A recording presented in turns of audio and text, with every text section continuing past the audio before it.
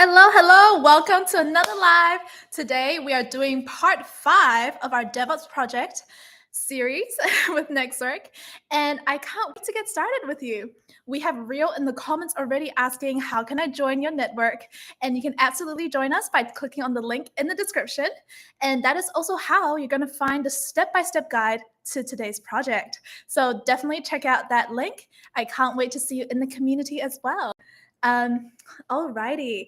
So today you're going to see that I already have a bit of prep here. I have my AWS console on the left-hand side. I have my Nextwork community open in the right-hand side.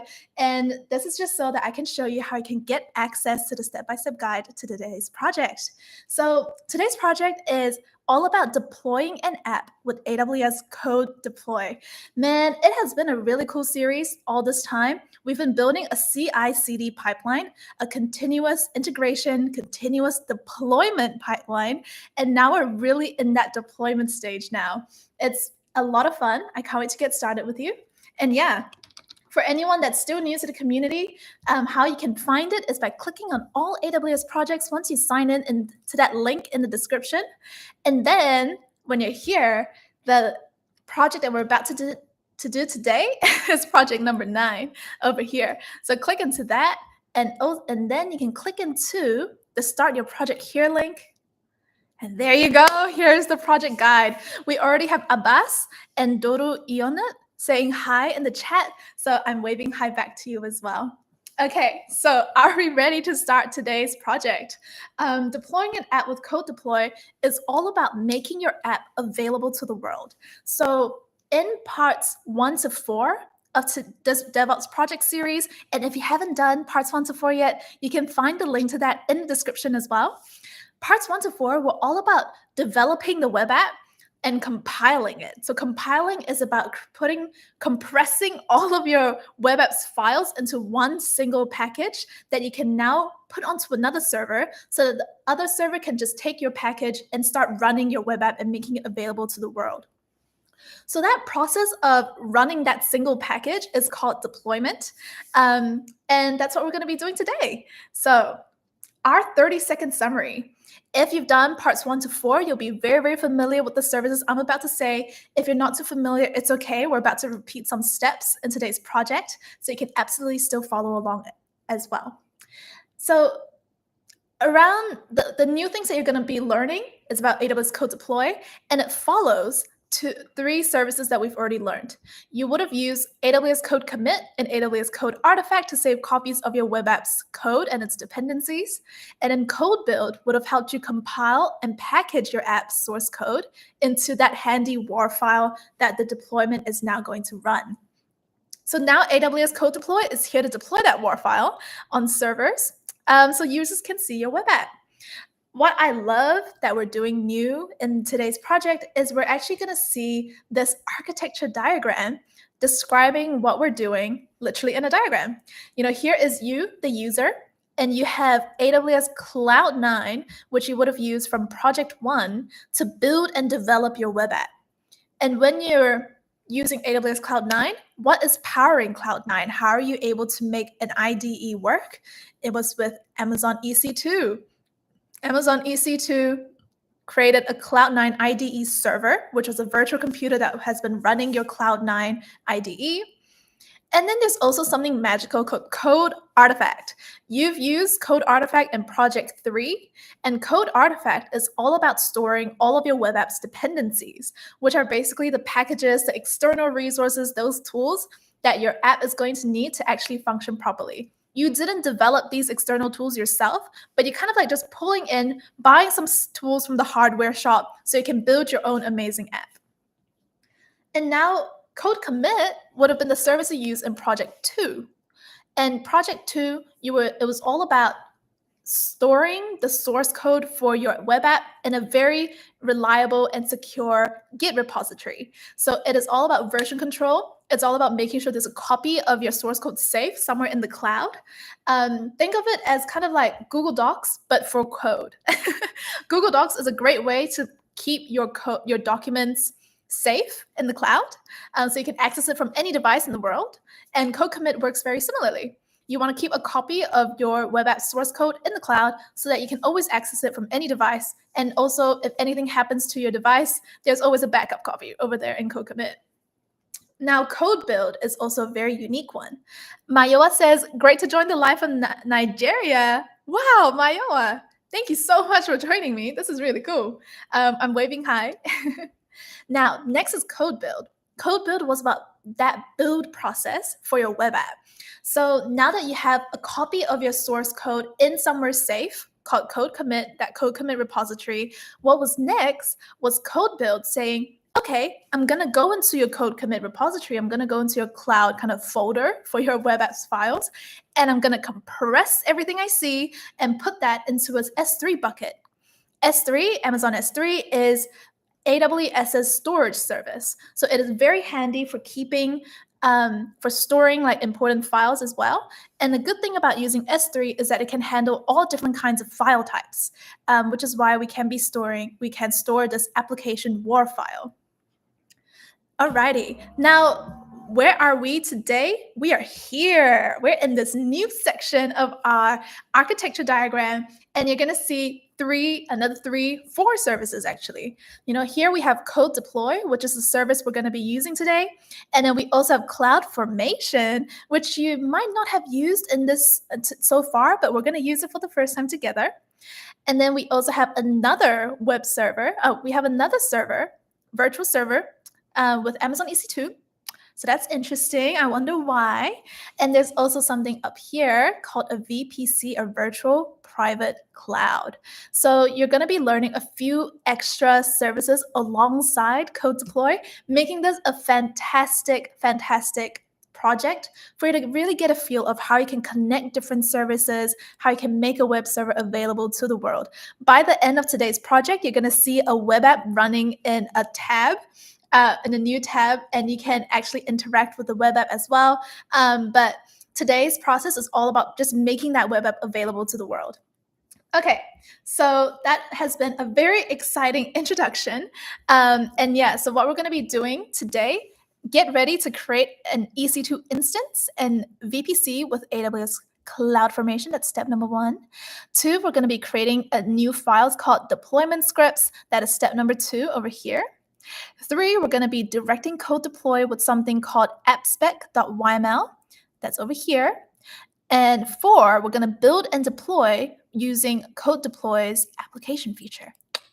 Now, that's going to be very exciting. Lots of exciting things that we're going to be doing. And in terms of what mode you can use, you can actually choose your mode. Would you like to do something that leaves most of it up to you, just tells you what you need to do, and off you go, you're on your own? Or would you rather do something that gives you that step-by-step instruction for every single part? It's great for beginners, and that's why we're going to be clicking option 2 as always. Cool beans. So welcome to your step-by-step project. This is high touch, and delete your resources by the end of the day, even if you don't finish the entire project. And if you ever get stuck, ask the Nextware community. You can just click on the link here and you'll get taken to a page where you can ask questions and get some answers as well. So if you ever have questions, click on that I have a question channel in the community, and you can ask the question right away. Type it over here, mention that you're doing Project 9, and we can absolutely help you out as well. But let's get back to it. Brandon in the chat says, sorry, which project is this? That is a very fair question. This is project number 9. It is about deploying an app using CodeDeploy. It is the latest project that we released just yesterday. And Corey asks, love what you guys are doing for the community. Much love from Sydney. I love it. I love it, Corey. Thank you so much. Much love to you too. Thanks for being here. Okay, with every project, you start not by clicking around in AWS already. You start by getting ready to document.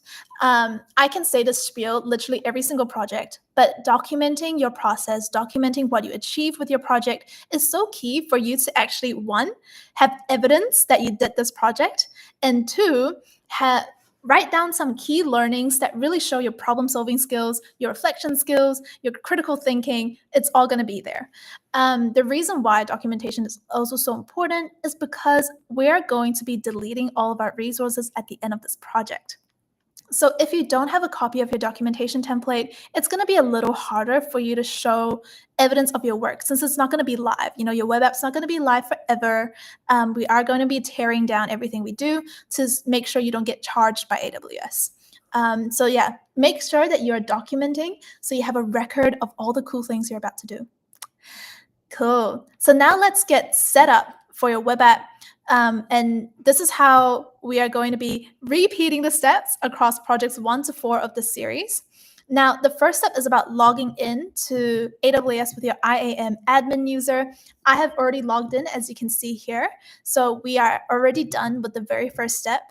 If you don't have an IAM user set up and you haven't done any of our previous projects yet, don't worry. Here are the steps to create one. It is extremely easy. I'll leave it to you to create it. The step-by-step guide will absolutely help you out. But given that we're already at project 5 now of this DevOps series, you would be expected to know how to create an IAM user, or you would have already have an IAM user in place. So that is why we're actually going to be finished up already with the IAM user step. And we're going to get straight into it by creating that Cloud9 environment. So again, if you don't have an IAM admin user, check out the videos for projects 1 to 4 of this DevOps series. The links to those are in the description, and you can get started and create an IAM user in about 10 minutes or less. And then jump right back into this because we'll be continuing on by creating that Cloud9 environment. Cool beans. So let's head to the Cloud9 console in our AWS account to find a way to create a web IDE. And a web IDE, as a recap, is a web IDE, a cloud IDE, is great for writing, running, and debugging code. Since we're creating a web app, where are we going to write that web app? The answer is in Cloud9. So that's why that is the first thing we're going to be doing. We're going to create that environment. We're going to name it Network IDE. All right. And we're going to give it a EC2 instance as our environment. The instance type is T2 micro. The platform is going to be Amazon Linux 2. Done. And we're just going to go ahead and create the environment.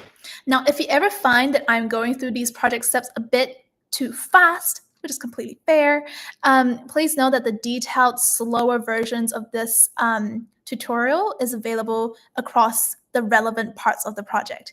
Right now we're repeating the steps from part 1. So if you want the slower steps, slower explanations for part 1, visit that project demo.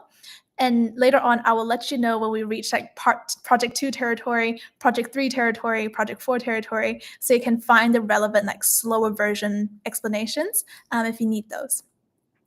Cool. So what I did was I just clicked open for my Cloud9 IDE, and we're now ready to get into installing Maven and Java. So as your quick recap, Maven and Java are the two tools that are going to help us with creating that web app.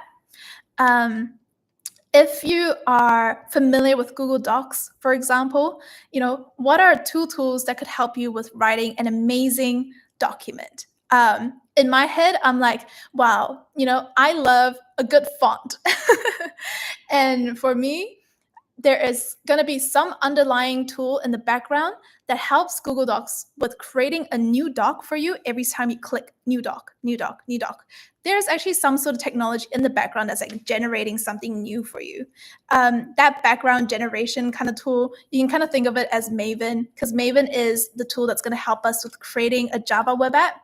And then Java itself is the programming language that we're going to be using. And you need to download the programming language you need to use to create your web app. Just like how sometimes if you don't have a specific font that you want, you might need to install that font before you can use it. Java kind of works in the same way. So select open next to your new IDE, and let us get straight into it by installing Apache Maven, which is going to help us with creating a web app. Maven is also going to be extremely important throughout this entire project series. You're going to see Maven get mentioned again and again and again. So I absolutely would highlight the importance of just understanding what Maven's about as well. And yeah, once you've pasted these commands, look at this, look at it go. Like off it goes, just installing Apache Maven on our handy little EC2 computer that's running our Cloud9 IDE. As a recap, there is a reason why over here, in this diagram, we have our Cloud9 IDE, which we've just created, right? And then there's this EC2 instance. So right now what's happening is there's actually a virtual computer in the cloud that is opening an IDE for us. And when we sit to install Maven, we're installing Maven in that virtual computer. Same with when we're installing Java, which we're about to do now. Let us run that in our terminal. So I'm going to copy that, and I'm going to paste that straight into my terminal and watch it start installing Java straight away. Very nice.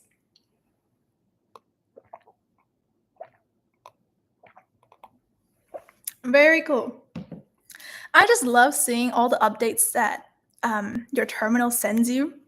It just gives you like so many cool updates, right? It's just such good affirmation that something is working here. And nice. So whenever your terminal is ready for the next command, you're going to see this pop up. It's basically your IAM user's name, and it's also telling you the location that your terminal is at. Right now, your terminal is just opening this environment, which means it's opening a space for you to create and write your code, but it's not inside any specific folder yet. And we're going to see this location thing change as we go throughout this project. But for now, let's check the Java version that we're on. It is 1.8.0, which is exactly what we want to see. If you don't see 1.8.0, by the way, you should be running this command to help you with changing Java versions on your terminal. But for now, we see what we want, and we're going to move on to mvn-v, which is our next command that checks our Maven version. And this, again, is exactly what we want, Apache Maven 3.5.2. Good signals once again. So let's go ahead and just create our web application right away. This is another piece of code that is basically saying, hey, Maven, you've created a web app before. You have a template for creating a Java web app. That is exactly what I need right now. I want a Java web app. I want to create one. So can you help me just set up the structure of a Java web app in my IDE right now? Can you just do that for me so that I don't need to start creating every single Java web app file from scratch? We are still going to be creating a few Java web app files manually. But what Maven is doing right now is it's saving us the trouble of some of these setup steps for creating that Java web app. So shall we see the impact of that? If I drag open my file explorer in my Cloud9 IDE, look at that. Nextwork web project. This new folder has popped up. And if you expand it, you can start seeing all of the files that belong to your Java web app. This is amazing. And it actually follows exactly what I've told it to do. I've said, when you create that new Java web app, can you give it the name Nextwork web project? And it says, okay, say less. Here is your project. So thank you so much, Maven, for helping me save my time and creating the structure for my web app already. Because now I'm already ready to customize some of the code in my web app. So what I'm going to do is I'm going to double click on index.jsp. And index.jsp defines what the user is going to see when they open your web app. And you can see that there's already some plain HTML code. And HTML is basically the language or like the way that we define the structure of content on a website. And in this case, a JSP file is basically a way to, it looks very similar to HTML, but it actually is special for Java web apps. Since we're not going to do anything special, what we're going to copy in here into our index.jsp file looks a lot like an HTML file, so nothing looking too different yet. Anyway, let us write our names to replace your name. I'm going to say Natasha over here, and save your changes, okay? Save your changes. Press Command S or Control S on your keyboard and watch that little circle turn back into an X to indicate that it's been saved. Next, we're going to create a repository. So as I mentioned in that diagram before, that repository is basically a way for you to save a copy of your code. We already have our code happening in here, but imagine that our EC2 instance is just another computer. If you have this locally installed in your computer, is it in the cloud?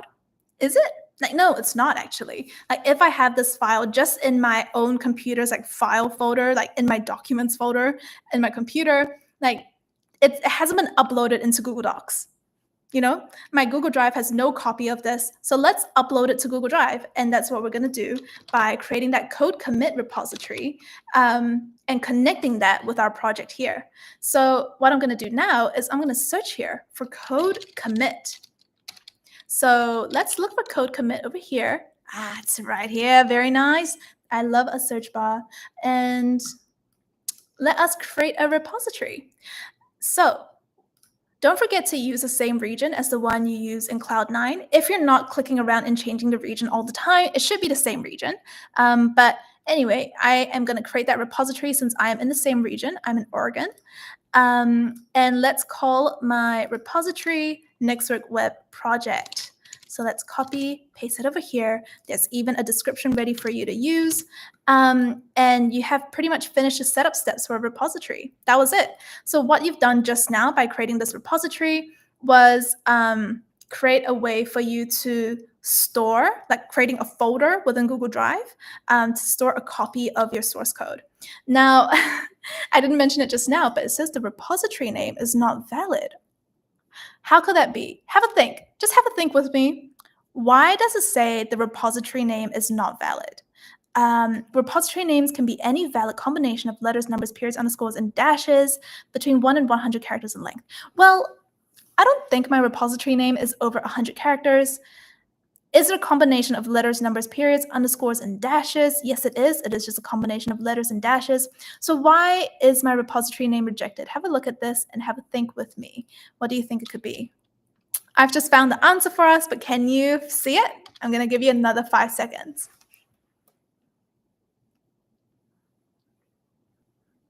Alrighty, so my answer to this, and we'll see, is because we have an extra space at the front. Yeah, do you see that?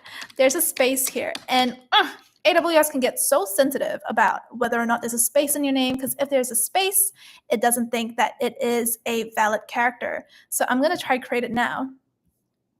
It's worked. And shout out to Mayoa in the chat for getting it right. You got it. It is because of that space. Cool. Now that we have created our code commit repository, it's like saying we have created a folder in Google Drive now, but Google Drive doesn't have a copy of your repository or code repository's code yet. It's just an empty folder. You still need to do that upload into your folder. So let's do that upload by creating a commit. So I'm going to head back to Cloud9, and I'm going to set up my Git identity over here using git config being configuration, and I'm creating a variable right now using Git. So what that means is I'm telling Git, hey, can you save my name in this variable called username? So I'm saying my name is Natasha. I'm saying that to Git right now. So configure my name as Natasha. Next. Configure my email as natasha@nextwork.org. Okay, so I've just configured my name and my email. Press enter in your terminal, and it's already done. So Git is already saying, okay, your name's Natasha and your email is natasha@nextwork.org. Thank you very much. Now, whenever I make any changes to the code in the code repository, or if I want to save any changes to the code repository, our Google Drive folder, then Git is going to know that it was Natasha with the email natasha@nextwork.org that created those changes. Awesome. By the way, if you have any questions at all and you can't get access to the community that's in the link in the description, please feel free to email me at any time. You have my email, literally, natasha@nextwork.org. So the next command navigates us to our web app project by running this command. So we are saying change my directory, change your folder to the Network web project folder. So literally, do you see that our location is updated? Because we've told the terminal, change directory into this new folder that's in your file navigation, right? Like we have gone from environment, which is like this general big space in our virtual computer. And we've asked it to navigate us into this new folder called Network Web Project. So it's like navigated into the folder now, and it's saying like, okay, I'm in the folder now. What do you want me to do? So I'm going to say, oof, that's not what I want to see. I'm going to say initiate a local repository. So git init b main means initialize an empty Git repository in the folder that you're at. So what I'm saying is create a folder to store the code that's in this Network Web Project folder that you see. So we are creating another like local folder now called Network Web Project, and it's now tracking what's happening in our computer locally. But what we haven't done yet is connect our changes locally to that empty Google Drive folder that's in the cloud. So we still need to do that connection, and we still need to head back to that code commit console and clone the HTTPS URL to head back in here and to set our remote origin to that URL that we've just copied. So let me type in git remote add origin and paste that HTML code that you just copied over. And what that does is it's telling Git now that, hey, you have a copy of my local code in my local repository over here. And my local repository looks like this. You see that there's already a bunch of code happening over here. Let me just open up that file directory so you can see it. You know, you already know I have a bunch of code for my web app already. And now you know that this repository, this entire folder over here, is connected to a Google Drive folder in the cloud. That's everything that I said in one line. You know, in one line, I did just that. I connected my local repository, this local folder, to a folder that's in the cloud. So now that we've made the connection, have our changes showing now in our repository? Let's see. I've made the connection. Maybe my files are in my code commit repository now. Is it? Oh, it says it's empty. Okay, it says my repository is currently empty. You can add files to it directly from the console or by cloning the repository to your local computer, etc. So why is it empty? I've made the connection. Have a think about why it's empty. And then we're going to move on to the next step.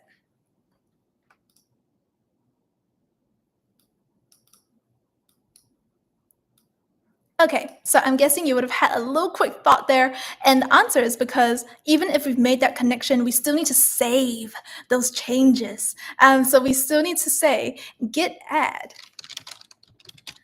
which means save all of the progress that I've made across my entire local repository into this new staging area. And this staging area is basically saying like, prepare these documents for saving. And the next line says git commit -m initial commit updated index.jsp. Now we're saying, okay, I'm going to press save on all of these changes. And by pressing save, you're sending all of those changes by saving these changes, you're pressing save on what you've done into this space that's like, now this is the current version of all of the code. You know, you see that all of these changes I've made to my web app project, that is now the current version of my code. It is no longer going to be this like empty folder. And next, you're going to say you're pushing all of these changes upstream.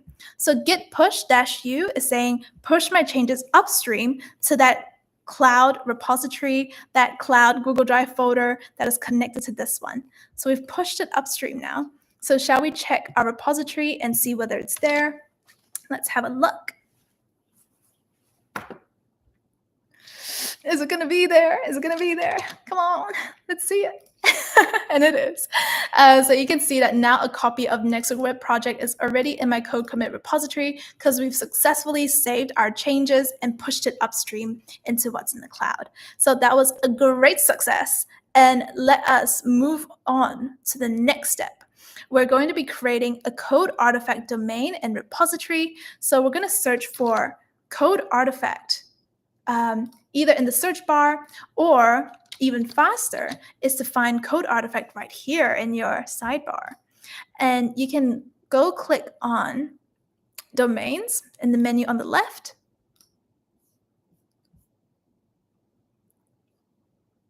Let's see it. Oh, you meant to click X.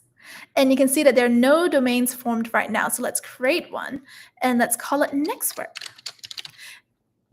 Think of domains as, again, a huge folder to store all of your code artifacts, packages, and dependencies and repositories. Because right now we're actually in project 3 of the series already. We've reached project 3 territory, and it starts by creating this domain. So the whole purpose of Code Artifact, I just realized we haven't talked about this yet.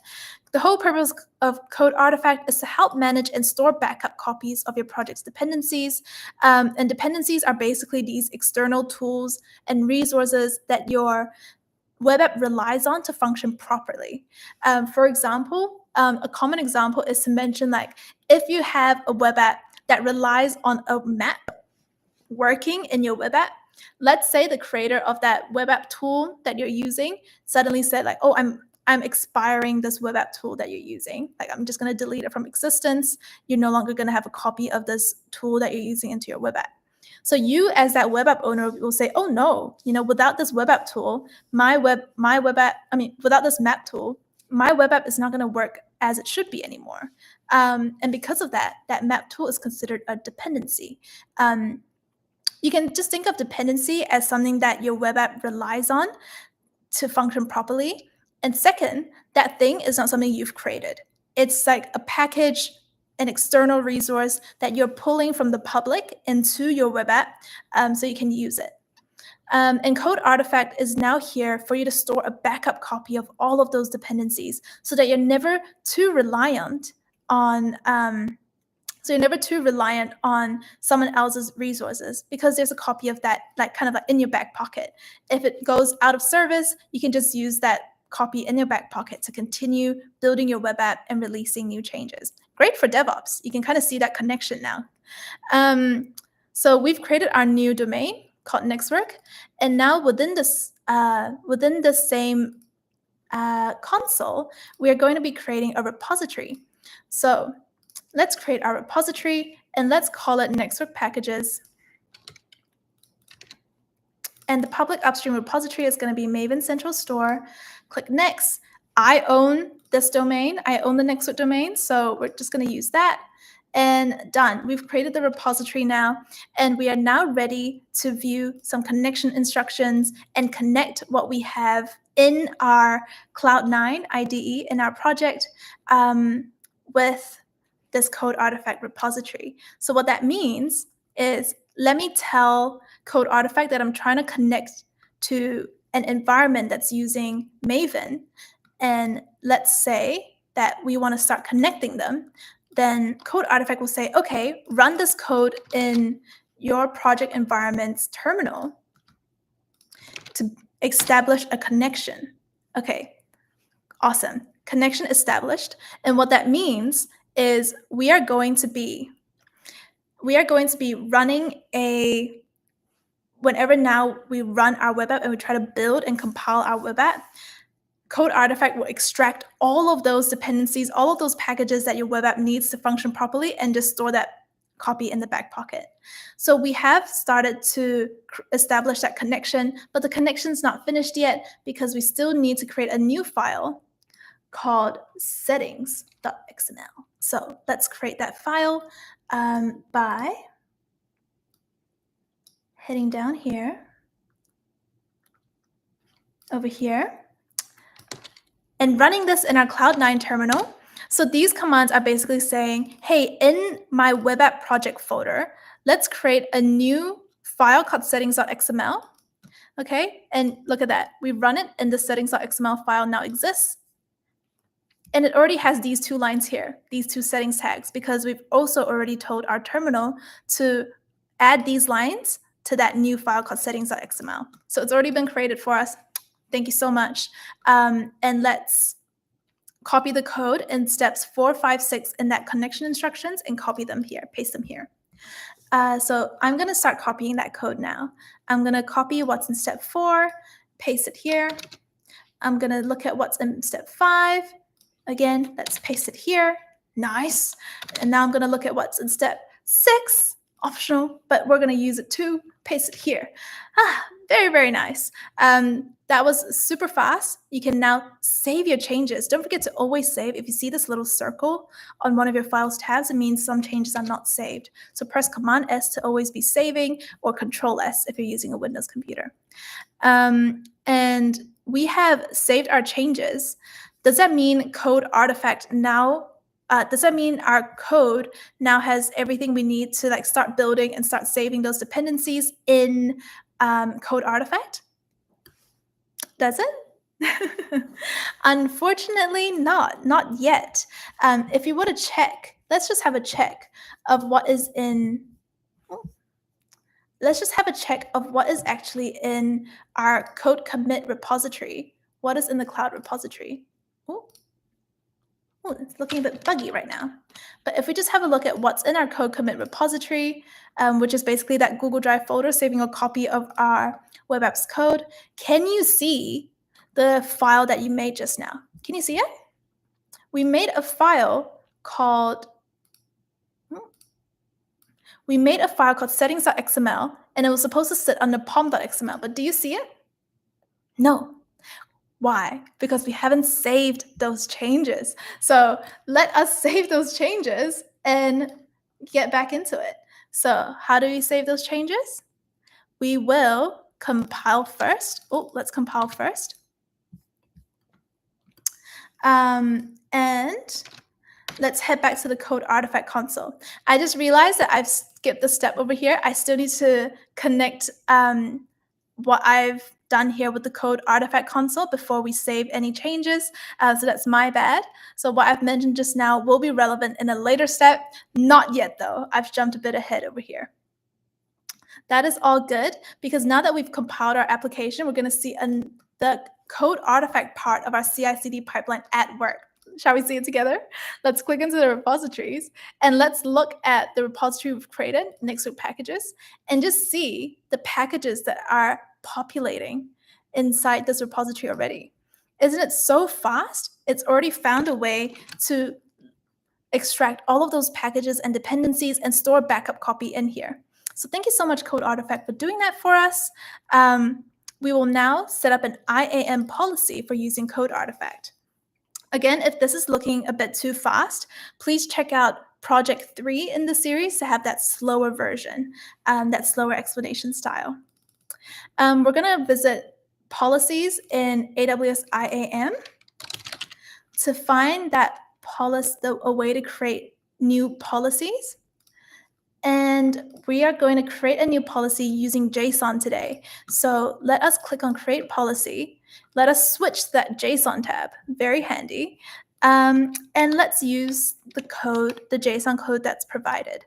So what this JSON code is trying to say is it's saying to anyone who was granted this JSON policy, this IAM policy, they are given the right to access this code artifact repository that contains all of the dependencies and packages, and they're also allowed to find the location of that repository itself. So it's honestly a very, very simple policy. It's basically saying whoever is granted this policy has access to the packages and the dependencies in that code artifact repository.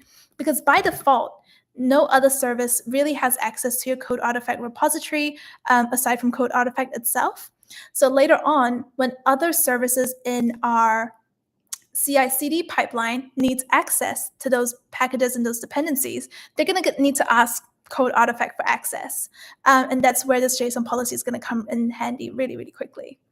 Apologies for this. It says a policy called code artifact next to consumer policy already exists.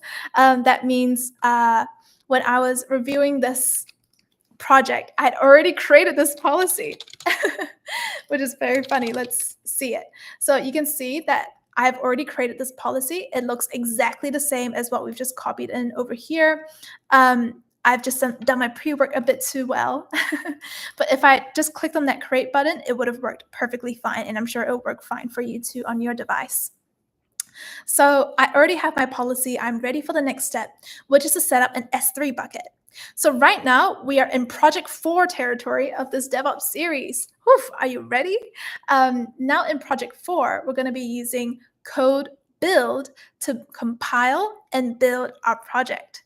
So let's go into CodeBuild over here, and let's go into CodeBuild over here, and let's just click on Getting Started so you can see what we're about to do. Because I love these little title pages for every single service. AWS CodeBuild. Build and test code with elastic scaling. Okay. Pay only for the build time you use. So what it is saying is it compiles source code, runs tests, and produces software packages that are ready to deploy. And that's exactly what we want to be doing right now in this part of the project. We want to be asking CodeBuild to say, hey, here is all of the code for my web app.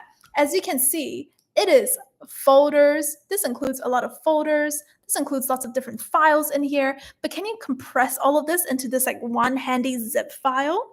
Because now that I have a zip file, it's going to be much easier for me to send that zip file to another server, to another virtual computer in the future to say, hey, like run my codes right now. Just run the code right now. And any server will be able to be like, oh, okay, you've given me one handy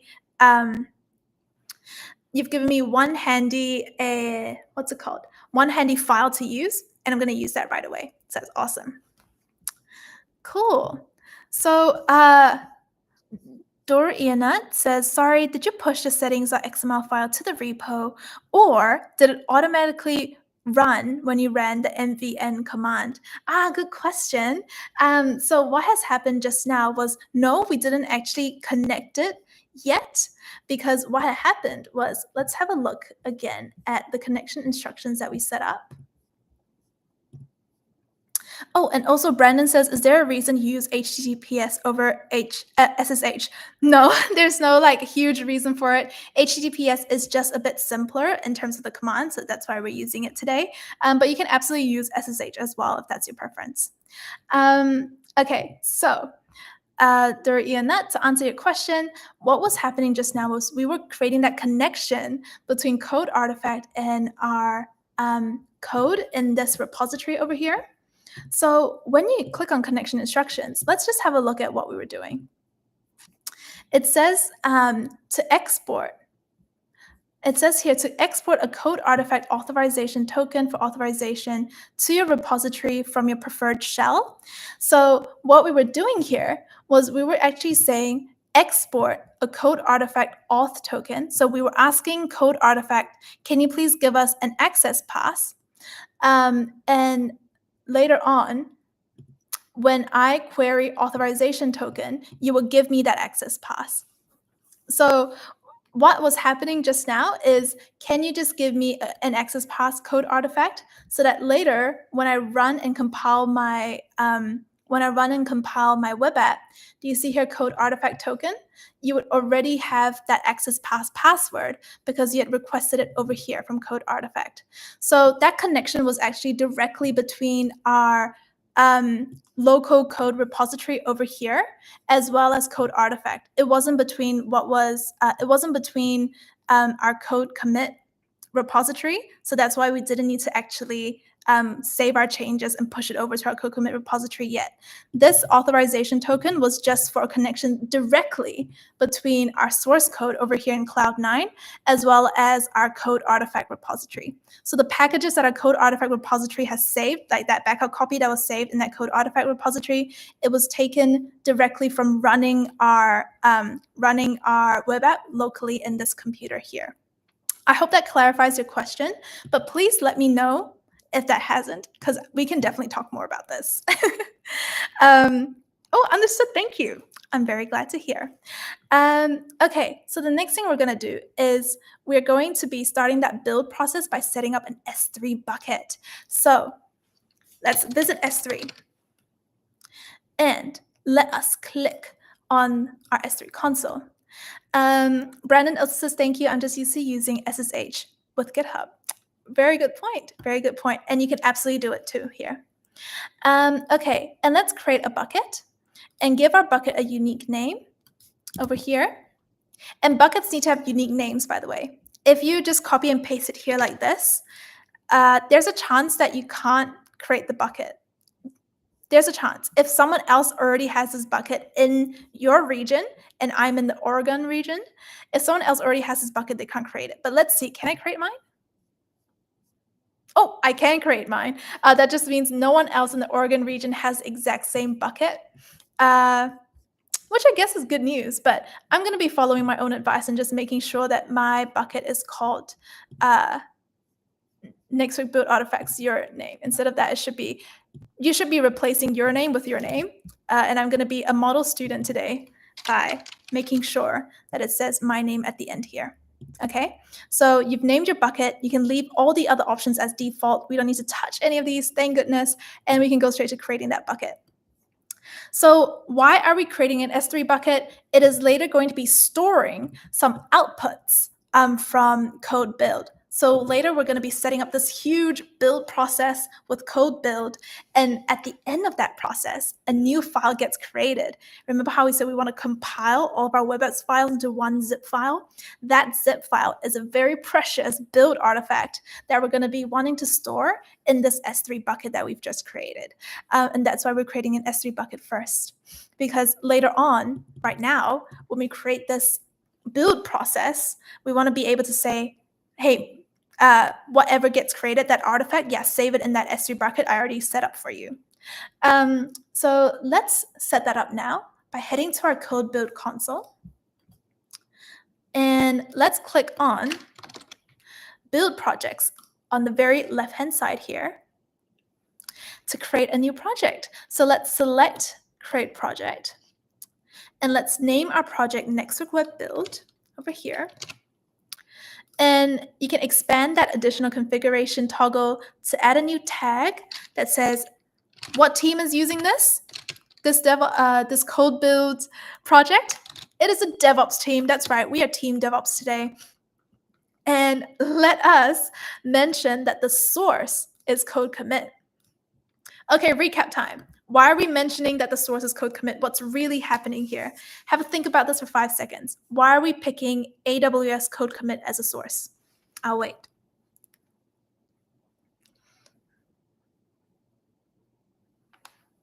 All right, 5 seconds has passed. So, as a recap, what we're doing in this process is called building, which means compressing those files into a handy little zip file. So now we're telling CodeBuild, okay, get ready. We're about to compress some files. Get ready. And CodeBuild says, okay, cool. Like, I'm ready. Let's go. Let's go compile some code. Let's create that web file. But where's the web file? Where's the code? Where's your web apps code? I don't actually know. Where's the web app code that I'm about to compress and compile and create that turn into that little zip file? Where is it? So we're saying, oh yeah, you don't know where to go. This is where to go. Go into code commit, find a repository called Next Week Web Project, and whatever code, whatever files are in that repository, you're going to turn that into that zip file. And it says, okay, say less. We can do that. And then we're going to choose main as the branch. Branching is something that will become a bit more interesting if you're ever working in a team and there's lots of people that are wanting to work into different versions of the same repository. It's kind of like making copies of this Google Drive folder. But for now, we are a solo mission. We are a solo project. So there's just only one branch here, and it's called main. So let's move on into configuring our environment. And there's already a few tips on configuring your environment here. We're going to pick the on-demand provisioning model. We're going to pick manage image as our environment image, EC2 as the compute, operating system, Linux. Compute, oh, I missed a line. It was actually runtime is standard. And the image, okay, this is the one thing you really need to change. So make sure you change this to Corretto 8. Why are we changing it to Corretto 8? It's because we wrote our code. Remember, we wrote our code in a Java that was called version 1.8.0. That was because the Java that we downloaded, that we installed, is called Java. It's called Amazon Corretto 8. That was the version of Java that we're using. So we're just wanting to make sure that whatever environment is being used to compile our code can actually understand the language that we've written our web app in. So we're going to use a new service role, and we're going to look into the service role in a second. And under build spec here, we're going to use a build spec file. Okay, and under the artifacts panel, we're going to be choosing Amazon S3. Very nice. Let's pick the bucket that we just created. Can you find it? Can you see the S3 bucket that I've just created? I'm going to give you 5 seconds. It's this one. So that's the bucket that's going to be storing that zip file that gets produced from the build process. Very cool. And now we're going to give that zip file a name. After you have compiled all of my web app source code, we're going to be creating that zip file, right? And what should that zip file be called? What should we name our little baby? We're going to call it nextworkwebbuild.zip. Nice. And the artifacts packaging should be a zip file, right? We've already said multiple times we want it to be just one single zip file. And yeah, we're going to enable CloudWatch logs. Going to give it a group name, Nextwork Build Logs.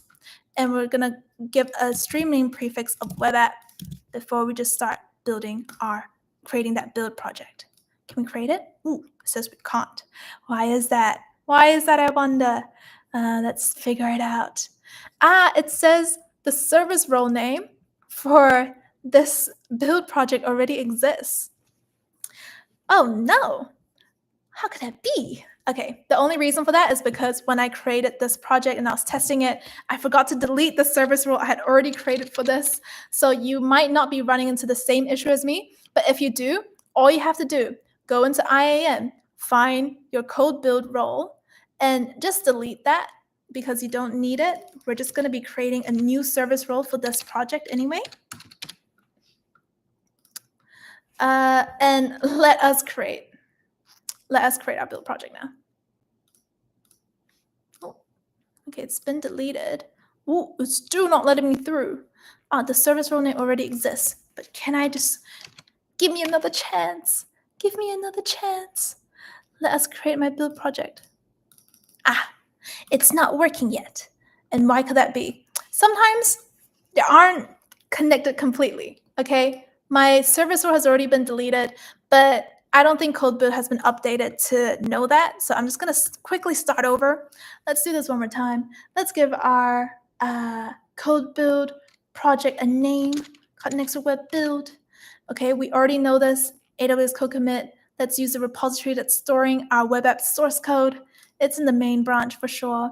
And over here, the only thing we want to change is Corretto 8. And then over here, we're going to use a build spec file.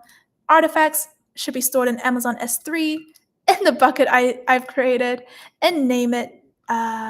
What is it, the name? We're going to name it nextworkwebbuild.zip. I'm just repeating the steps I've just done. So if you're joining me right now and you're wondering why is Natasha going so quickly, it's because I'm just quickly repeating some steps I've done like 5 minutes ago. And the CloudWatch group name is going to be Nextwork Build Logs, stream name prefix, web app. Create that build project. Come on, let's do it. Come on. Please create the build project. I think it's loading for a bit, so that's showing me some positive signals that surely it's going to build. It's going to create. And it did. Very nice. So we've created a build project. So what does a build project actually mean? What have we really created? Have we already compiled our code? Let me know. Do you think we've compiled our code? No, we have not yet compiled our code because we've just created a build project, which means we've created a way. We've created a set of settings, a way for CodeBuild to be compiling and turning our code into that zip file, but we haven't actually done that yet. We've told CodeBuild, okay, this is how you're going to do it when you're going to be compiling the code that's stored in my code commit repository. But it hasn't gone and done it yet. It's only going to do it once we click on Start Build.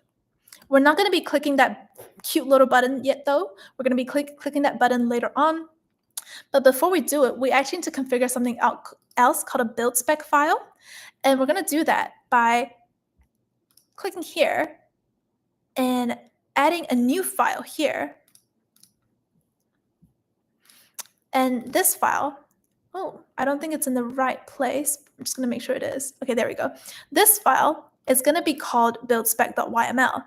Now, we are now in, project 4 territory of this series, which means that if you're wanting a better, longer explanation of what is a build spec file, why are we creating one, I highly recommend that you check out the video for project 4 of this series, where we talk through that very slowly. And let us copy in the below contents. Paste. Okay, we're gonna make sure this code is updated fully by changing the domain to Nextwork. It's right, and domain owner. Okay, this is a random bunch of numbers, but actually what we're wanting is our account ID. So let's copy the account ID. Let's paste it in here.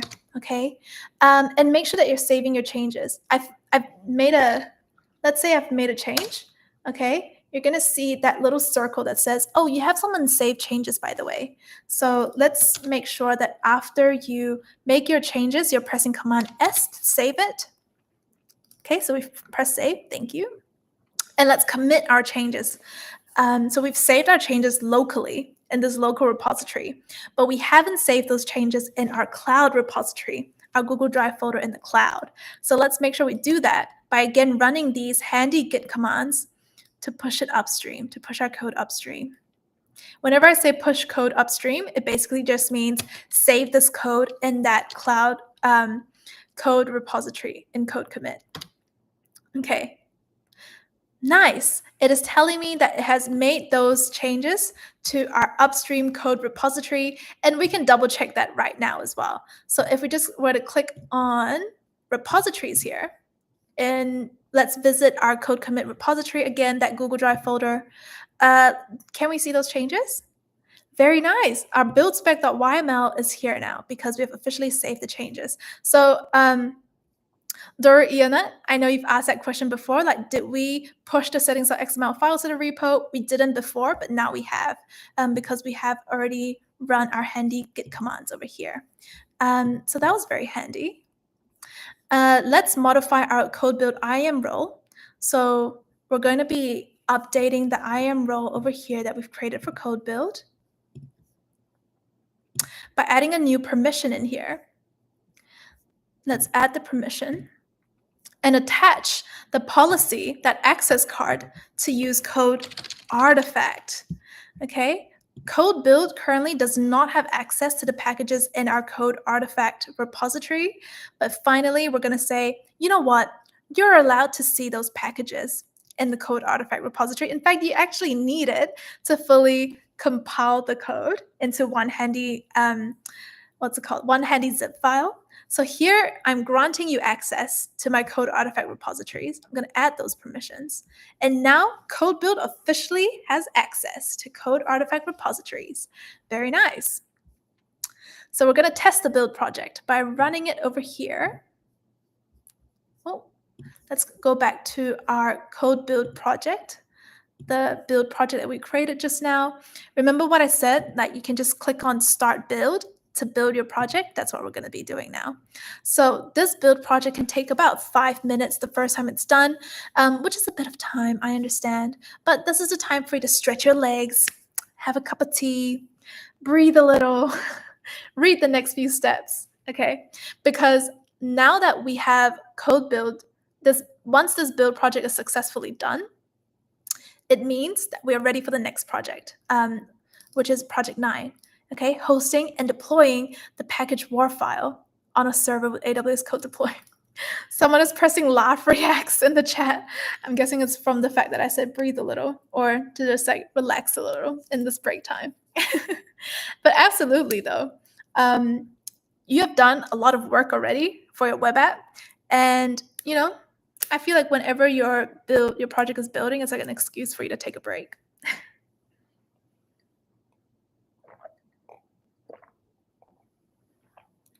So let's watch our build status. I'm absolutely staring at my build status all the time, just waiting for it to turn from in progress to complete, or in progress to success. I'm really hoping that's going to be a success as well. Oof. In the meantime, though, it's really exciting that right after this, we're going to be deploying that WAR file, that zip file that gets created with AWS CodeDeploy. In the meantime, we can talk about the next step because we know that we need to be deploying a web app. But the first thing we're going to do is we're going to set up an EC2 instance. That's the first thing we're going to do. Hello? Why is that? The reason for this is honestly so similar to the reason why when we were doing that code build step, the first thing we did was create an S3 bucket. We didn't go straight into code build. We went to an S3 bucket. Why? Because we needed that S3 bucket as pre-work. Like it's almost like prepping for the actual time that we're going to create that build project. It's the same reason right now. So before we're about to use that super cool CodeDeploy over here, before we get into CodeDeploy, we're going to be needing an EC2 instance for us to even set up our deployment application. And that's why we're going to be starting by setting up that EC2 instance. And it's successful. Thank you very much. Our build was successful. And how can you check that it was successful? Remember what I said, that the entire purpose of that build process is to create that that zip file at the end. Well, that and compiling. So, when you're building, you're compiling your web app's source code, and then you're turning it into that little zip file. So let's check our S3 bucket, and voila, the zip file was created. It was successful. Good work. Give yourself a shoulder pat. And let's get started with setting up that EC2 instance, which kicks off the meat of today's project. Here, we've already said before, creating that EC2 instance is pre-work for us, okay? And it's not just an EC2 instance we're going to be creating, it's actually an EC2 instance and a VPC.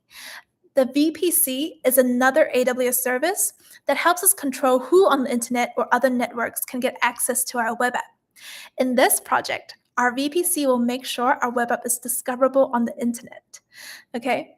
And didn't we already create an EC2 instance though when we set up our Cloud9 IDE? If you're thinking that, good job. Really, really good job. Because yes, we did create an EC2 instance already. It was at the very start of our entire architecture diagram as well. There was that little orange square EC2 instance.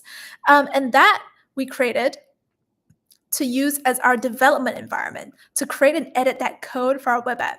That EC2 instance is made for us to run that Cloud9 IDE, but it is not for creating that deployment environment. It's not for running the actual web app itself. It was just made to edit and manage the code for our web app. So what we're trying to do now is we're creating a new EC2 instance that's made specifically for running our application in a live production environment. So this is going to be what our users will see, that new EC2 instance. It's going to be hosting the web app. It's going to be running that zip file that we've created with the build process. By having a separate EC2 instance for deploying our application, we avoid the risk of testing any code changes or new features in a live production environment that users end up seeing too. This is so important in the real world. Absolutely, with Nextwork as well, with our engineering team, we absolutely have different environments made for different purposes. We have our development environment that's made for testing our code, seeing if our code actually works, fixing those errors. And ideally, what's happening is the production environment is going to be this exact project app that you see. Okay, so right now, this project app that you see is being hosted by our own production environment that's hosting our project app. But in the meantime, in the background, our engineers are also running a development environment that's constantly testing new changes that we want to make for our project app before we want to release it for everyone to see. If everything was in the same environment, that means our engineers will be testing code and everything in the exact same environment as you guys seeing this project app, which means your project app might be buggy because it's going to be our developers like testing code like in the environment that you're in. We don't really want that. That's the reason why we separate things. And that's the reason why we need a new EC2 instance.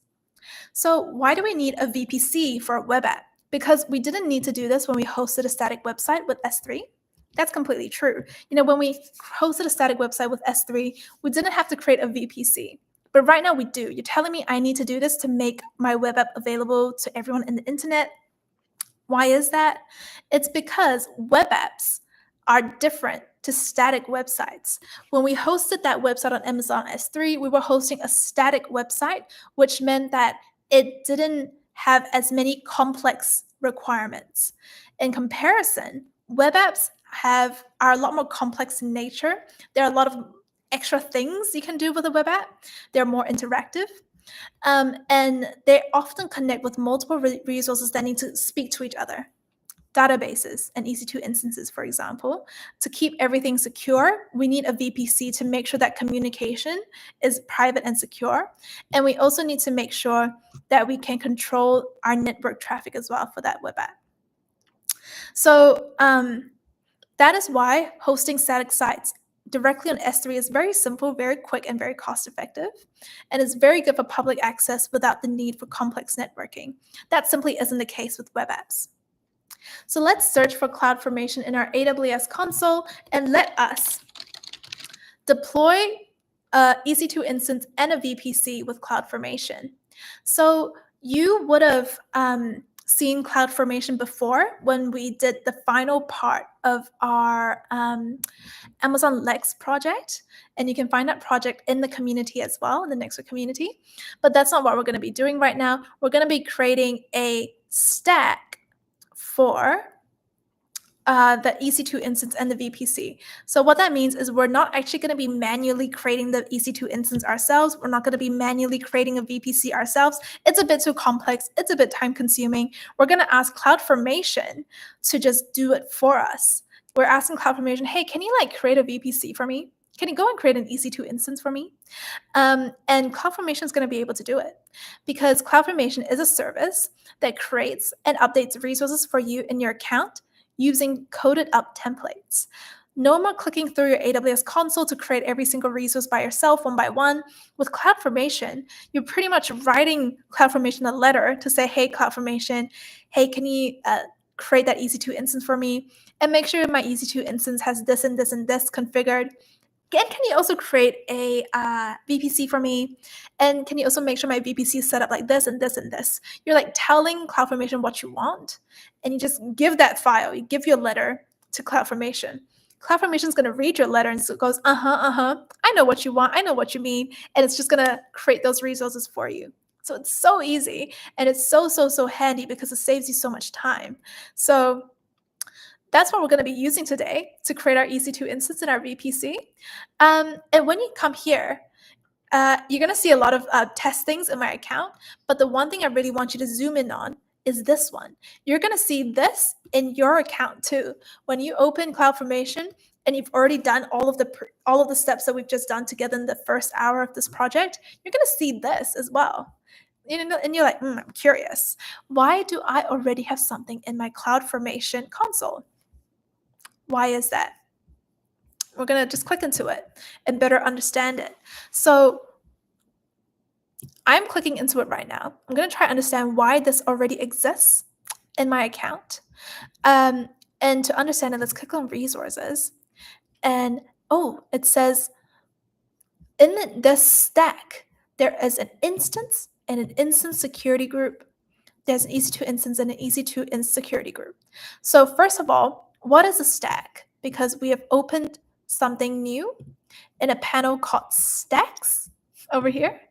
And like a stack of pancakes, a CloudFormation stack is a stack of AWS resources stacked together.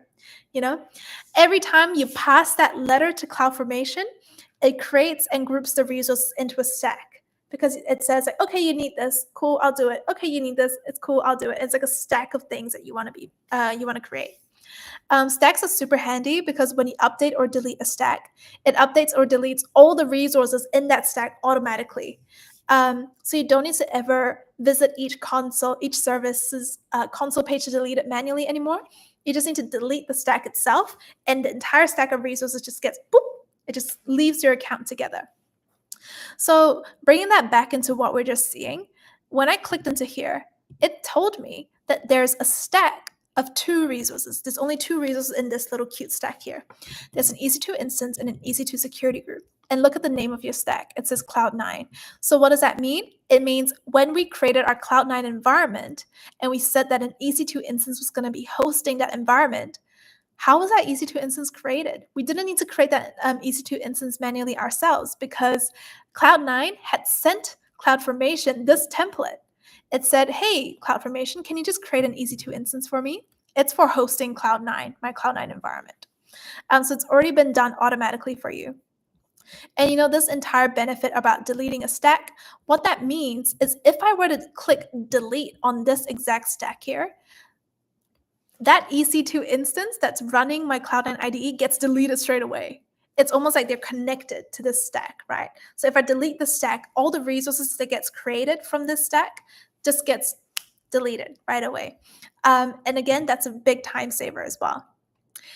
What we want to do right now, though, is to create a new stack because we're here to be creating a new EC2 instance and a new VPC for us.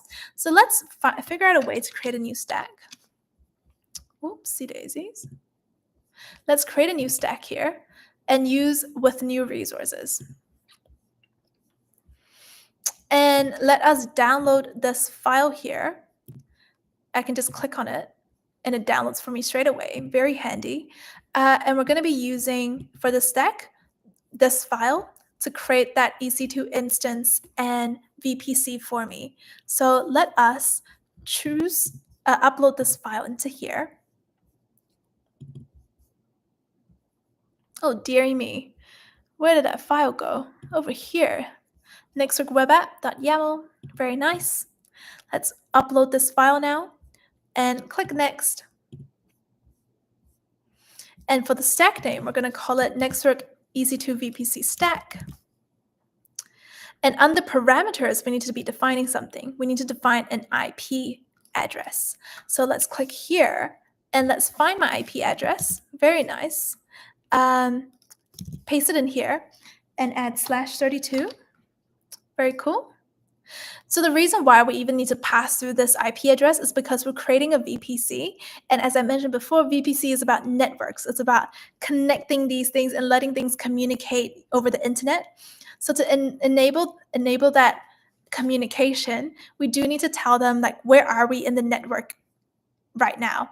And that's why we need to give them an IP address. An IP address is basically kind of like your location in the entire internet or this network of devices in this entire world. And I'm saying oh yeah, this is my location. And this is how VPC is going to be setting up its own network for our web app as well. We don't need anything else.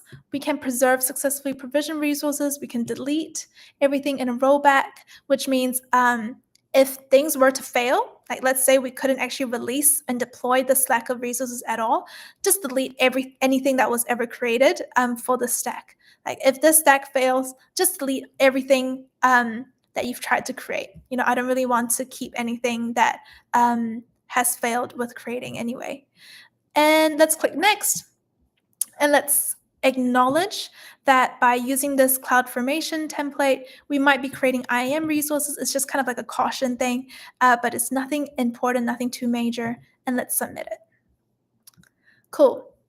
So right now what's going to happen is you're going to see this events tab over here, and it's going to be creating that EC2 instance for us in that VPC. Do you see how active it is? My goodness, it's already off and creating things for me. Very exciting. This is going to take a few minutes. So again, this is time for you to stretch your legs. It's time for you to breathe, my friend. And we can also talk a little bit more about CloudFormation in the meantime, because I know I skipped over a panel here. It's so that we can talk about it while we wait. And I know what was interesting was when we looked at that previous this previous thing, and I said, oh yeah, the stack existed to create, to deploy the EC2 instance that was hosting our Cloud9 IDE. There was also something else that was here, right? It was called a security group. What is a security group and why does it exist? I know about EC2 instances. I know it's running my Cloud9 IDE, but what about this security group? So with your EC2 instance being a virtual computer running your Cloud9 IDE, the security group is like that security guard that controls who can enter and what kind of traffic is allowed in and out. Every single EC2 instance must have at least one security group. It needs its own bouncer. Okay, your virtual computer needs a bouncer to say who's allowed to enter your EC2, your virtual computer's resources, what's allowed to leave your virtual computer. This security group has mentioned that it has no inbound traffic rules, but one outbound rule. Okay, this is going a little bit deeper, but is just an explanation that says the security group that Cloud9 has already created for you, what it was doing for you on your behalf was that it was saying that your EC2 instance can connect with the internet and extract packages basically from anywhere in the internet, but no external traffic can actually access your instance. So that is basically a great rule to make sure that your EC2 instance that's hosting your Cloud9 IDE, that's hosting like your web app source code files is in a very secure place that other people can't access. Okay, I think that probably gave us enough time for us to check on this stack that we've been creating, and it's still in progress. My goodness, it's taking its time today. But that's okay. We can actually get straight into documentation as well. So what we're going to do now is we're going to just write some documentation, and let us start by taking a screenshot.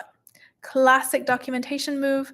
We're going to take a screenshot of what we see here on this page and write down our learnings. So let me take a screenshot now. And let's head to that first page in my documentation template. I don't think, maybe I haven't opened my documentation yet. So let's go and do that. So to find that link, you just have to click here and just have to make a copy of this template to create your own. Okay, very nice. And with this template, you can go straight to the page that says set up an EC2 instance and paste your work here. So I'm going to paste my screenshot. I'm going to put it here. Looks pretty good, not too bad. My screenshot doesn't look too bad at all. Okay, that's how I'm going to format it. It looks okay. You know what? No, I do have a bit of a pet peeve. I want to cover this. Very nice. And I'm going to start writing some documentation. So I set up an EC2 instance and VPC because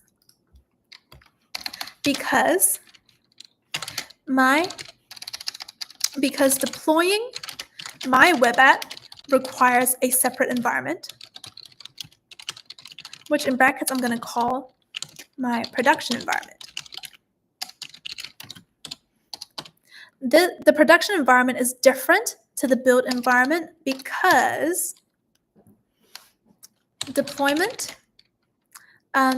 my web app will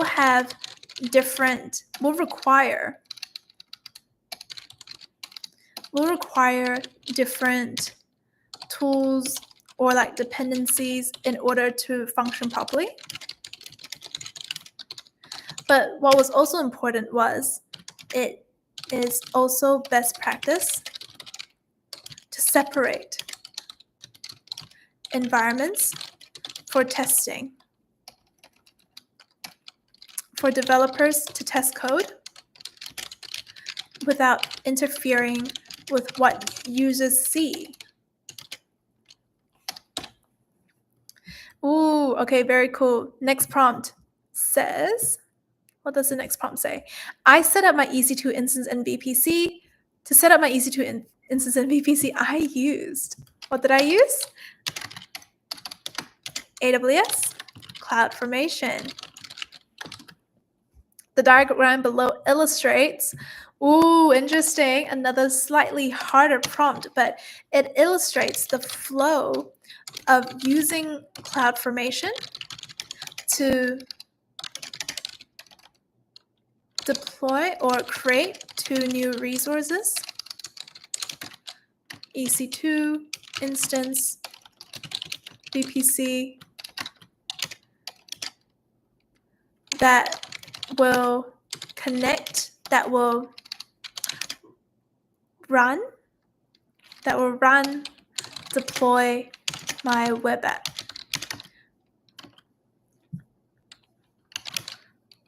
Which we'll see in action when we connect this to when we set up AWS CodeDeploy. Nice. Looking cute. As you can see, it looks slightly busy over here. So I can always just select some of my resources and push it slightly further down into my page to create some space. In the meantime, though, you can see create complete. Okay, CloudFormation has reported back to us saying, hey, I have created that EC2 instance. Check it out. Okay, so shall we go check it out? Let's visit our EC2 console. And inside instances running. Whoa! Do you see it? We have a new EC2 instance that is named after that CloudFormation stack we've uploaded, and it calls itself a web server. That was very, very successful. So high five to you. I am very, very glad to see that it's worked. So let's move on to the next step. Oof, don't move too far. Let's move on to the next step where we are creating scripts to run our application. So head back to your Cloud9 IDE. It's been a minute, hasn't it? We haven't seen our Cloud9 IDE in a few minutes now. And let us create a script. God of War fan says, you're very amazing. Your Lex video helped me a lot. Thank you so much. I'm so glad to hear that. Wow, I'm very glad to hear the Lex video helped you a lot. Which part of the Lex project are you up to now? Let me know in the chat. I want to know. So right now in our Cloud9 IDE, let us create a new folder. Okay, let's right-click on our Network Web project, and let's select New Folder, and let's call that folder Scripts.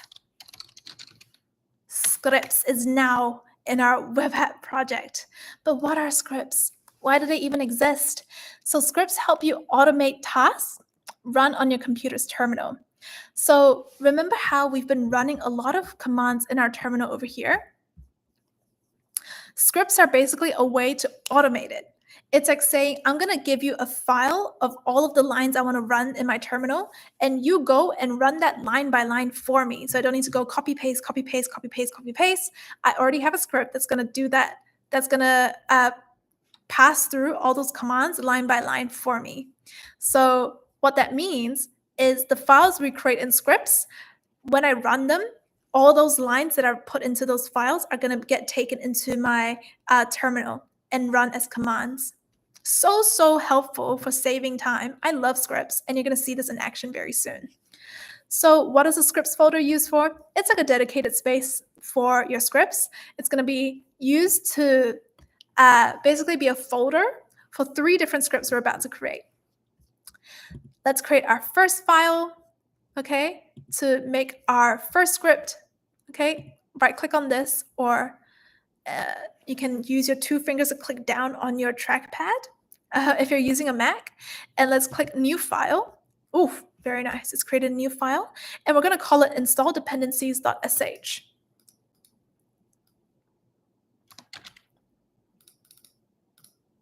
Okay, rename that to installdependencies.sh. It's so important that you're using these file names, by the way. You really need to do that.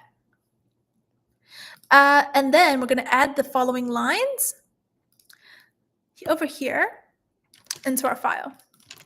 Cool. So we've just put a bunch of scripts into here right now. What does this actually mean? So the reason why we're creating install dependencies is because this script, this exact script that we've just pasted, it's going to install some software that our application needs to be able to run.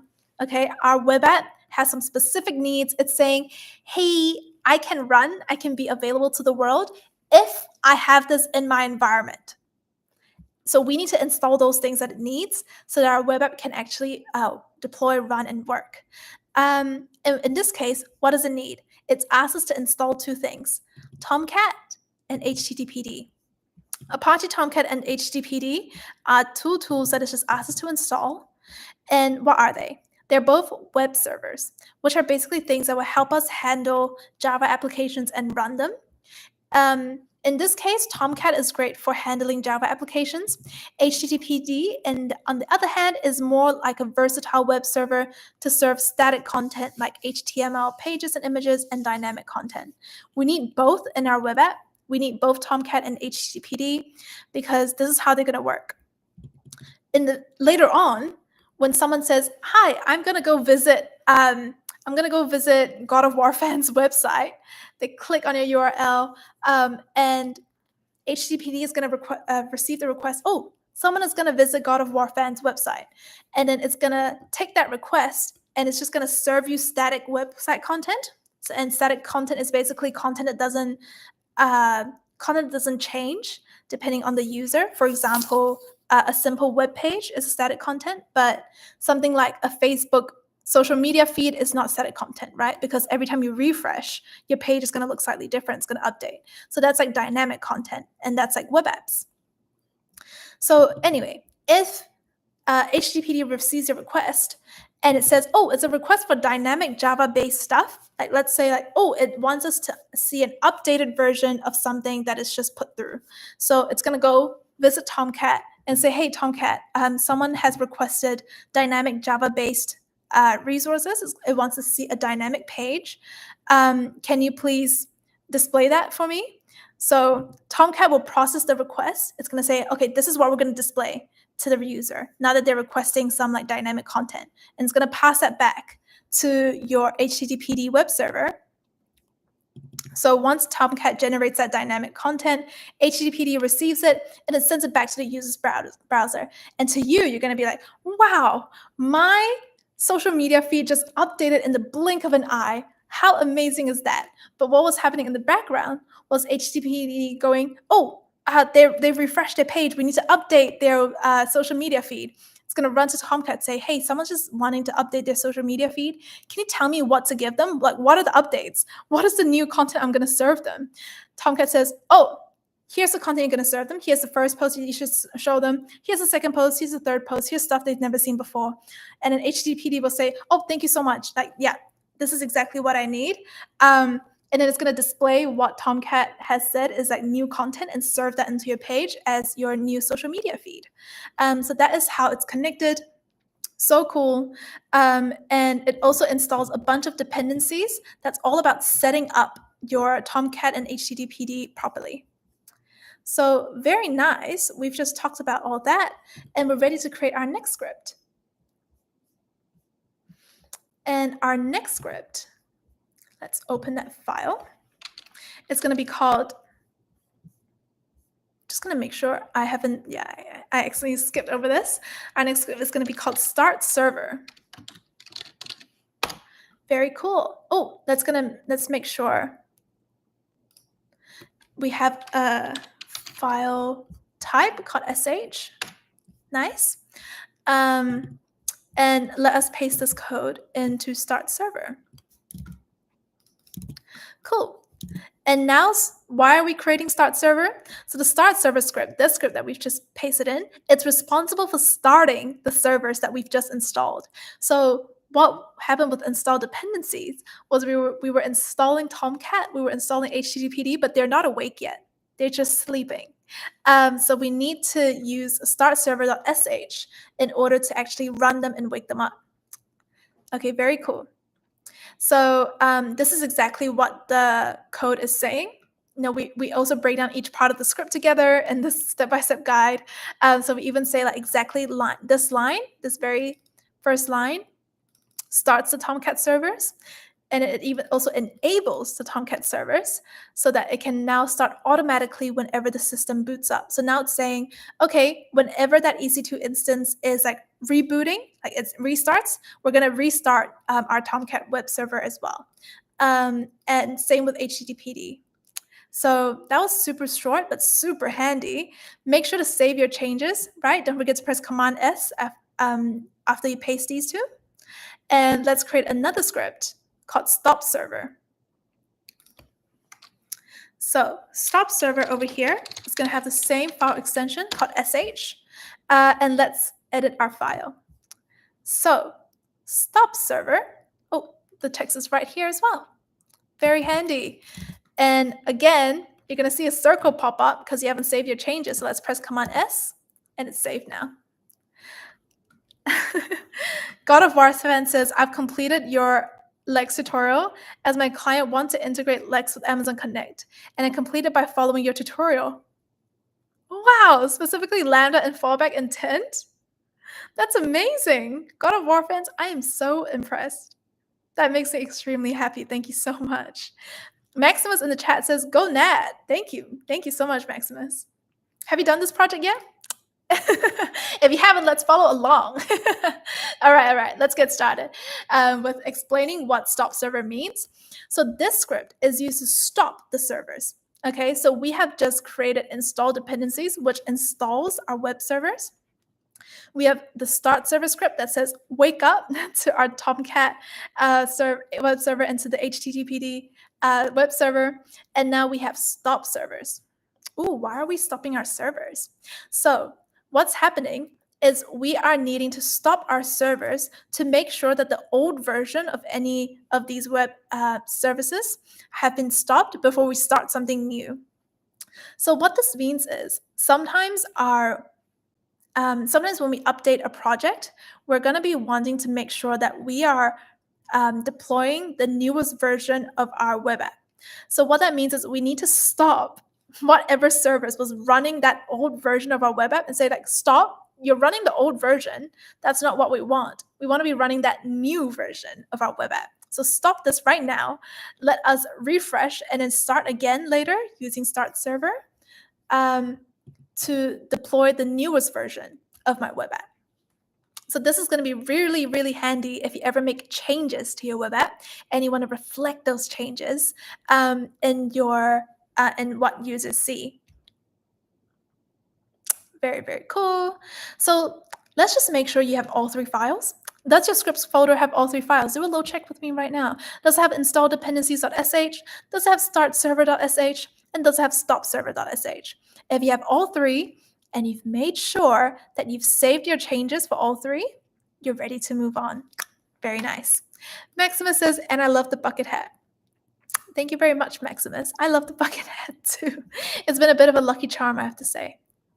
So let's create our appspec.yml by, again, right-clicking over here and clicking New File and naming that new file appspec.yml. Create that. Let's go here and let's create that file. What is that file in the first place? Why do we need to create it? This file will tell CodeDeploy the steps it needs for deployment, because CodeDeploy is going to be deploying our web app. Thank you very much, CodeDeploy. But it needs instructions. Okay, it doesn't know how to do everything automatically. It doesn't even know. Where are install dependencies.sh, and it doesn't even know where are the commands that it needs to run to host our web app. It really needs some instructions here, and we're going to help it out with the appspec.yml file. Okay, so this is still different to build spec. You might notice we've created a file before called build spec, but these are different files because build spec.yml defines build commands and settings. It is for the build process. It is about giving instructions on how to build, test, package all your entire web app before the deployment. So deployment, you'll be looking at appspec.yml. Building, you're looking at buildspec.yml. Let's copy this code over here and let us put that straight into here, our appspec.yml file.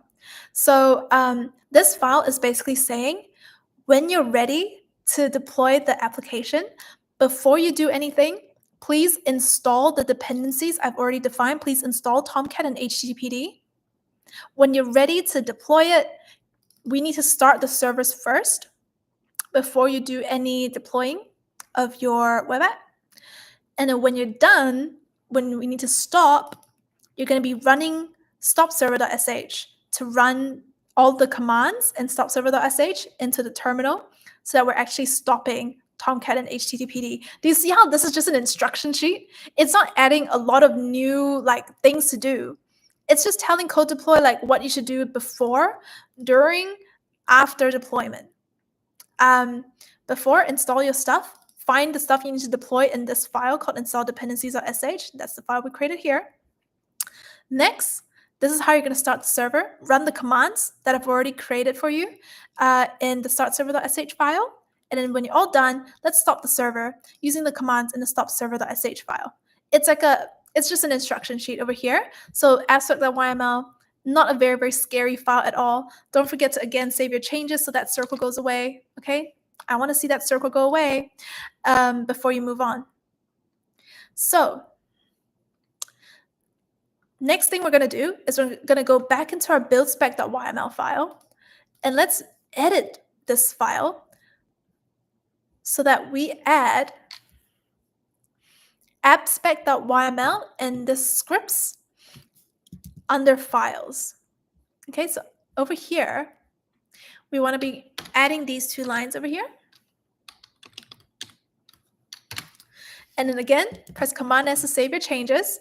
And we are doing this to make sure the newly added scripts folder as well as that appspec.yml file are added to the zip file that CodeDeploy is going to be deploying. Because don't forget, buildspec.yml, this is just for instructions on what to put in your little zip file. And we're basically saying, hey, buildspec.yml, can you please also make sure you're putting into your package these new files I've just created, because we want to make sure that when we're ready to deploy our app, we also have the commands we need to deploy the app, and these are defined in here. So this is really, really important to make sure CodeDeploy actually has a successful deployment later on. So make sure you save your changes for this as well. And let's take a screenshot of your appspec.yml file to finish off. I'm going to take a screenshot. It's going to be right here.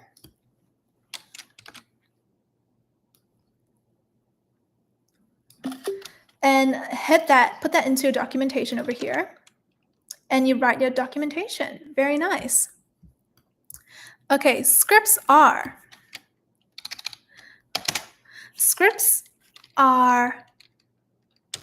collections of commands in a file, i.e., when you run a script, you are telling the terminal to run line by line what you've written in the script. Bash is, and I don't think we've talked about this yet, but do you notice how all of the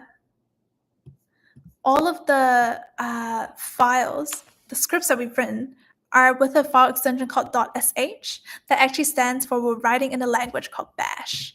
So Bash is a specific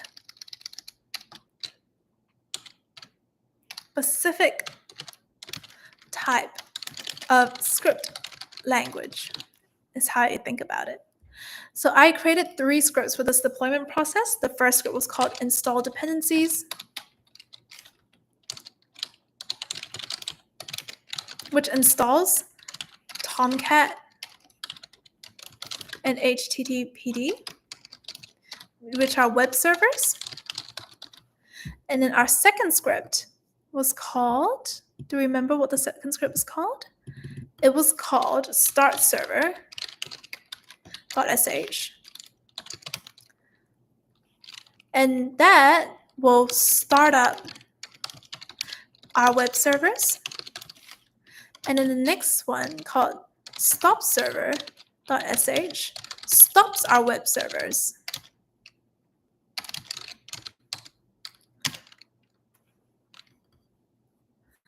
Awesome. God of War fan says script.sh. Interesting. I wonder what you're thinking there. Let me know. Let me know in the chat. And with that being done, we're ready for the next step. So we are needing to save our changes to our CodeBuild repository so we can move on. So let us again visit our terminal and save our changes to our CodeBuild repository. Not CodeBuild repository. I meant code commit repository. So we're going to run these commands now. Woo-wee! That was fast, eh? I just love how fast this goes. We've already just saved our changes, all of those files. That was really fast. You can even check, if you'd like, check your code commit repository to see whether those changes were actually saved. Was it actually saved? Was it saved in our cloud Google Drive version of our app code? And you can see a scripts folder. It's all here. It's been saved. Love it. I love it so much. It means we're ready for the next step. So we're going to go into CodeBuild and click on Start Build one more time. So we can do that by visiting our CodeBuild console. Sorry for the big changes of tabs. That was a bit messy, but I was just looking for the CodeBuild console so we can start our build one more time. Let's click on my build project and let's click on Start Build. Off it goes. Okay, and while it's doing that, which is going to take a bit of time, do you see now the importance of just saving your changes as you go? Like, man, it is so important for you to be saving your changes because imagine if it's unsaved. If you don't save your changes, when you run all of these lines to save your changes into your code commit repository, the unsaved version is going to be going up to your code commit repository because you didn't press Command S or Control S on your keyboard, and then that little circle is still in the tab. The unsaved version would fly up to your code commit repository, which means now when you're building something, it's going to be building the incomplete, like unsaved version of whatever you've created. That flow-on effect is going to cost you a lot of time, as you might expect. You're going to be like, oh my goodness. If you realize you forgot to save something, you first need to save it here, and you need to run some commands over here to be like, oh, can I push my saves upstream to my code commit repository? And then once that's all done, you save the code commit, you have to press code build again. And you have to wait for this code build, like building process again. So that's why it's so important for you to just be saving your changes as you go, because you want to save yourself that time of having to make those edits if it doesn't work out. Or you need to save your changes later on. And yeah, why are we starting this build process one more time? Why are we building again? Because running the building process once more ensures that all of the new files, those scripts and app spec are in the zip file now. That little handy little package zip file does not contain those new scripts we've created. So we're going to make sure that they're now included. Yeah, that was very successful. As you just saw, our build status is success. So can you please in the chat pop like a celebration with me, because we've just run our successful build one more time. That was very, very cool. So give me a little celebration in the chat as well as we move on to the next step. This next step is all about doing the exact same thing as what we did for CodeBuild. When we were working on CodeBuild, remember how we created a role that gave CodeBuild an access pass to get access to using those code artifact packages and dependencies. Oh, thank you so much to the person that added some celebrations in the chat. I appreciate it. But right now, we need to do the exact same thing for CodeDeploy. CodeDeploy currently does not have access to the packages and code artifact. So we need to give CodeDeploy access. How do we do that? We're going to create a role, do the exact same thing as we did for CodeBuild. So how we do that is we're going to find under roles. We're going to create a new role, okay? And we're going to say, oh yeah, who is this role for? This role is for an AWS service called, can we find CodeDeploy over here? Wow, long list, my goodness. CodeDeploy, come on, you got this. CodeDeploy. And let's click next.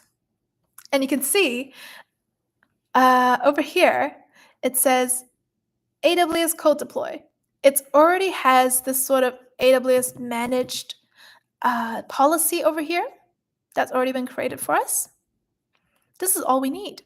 It's written a lot of things like full of access permissions of things that we will need for CodeDeploy to be able to successfully deploy our web app.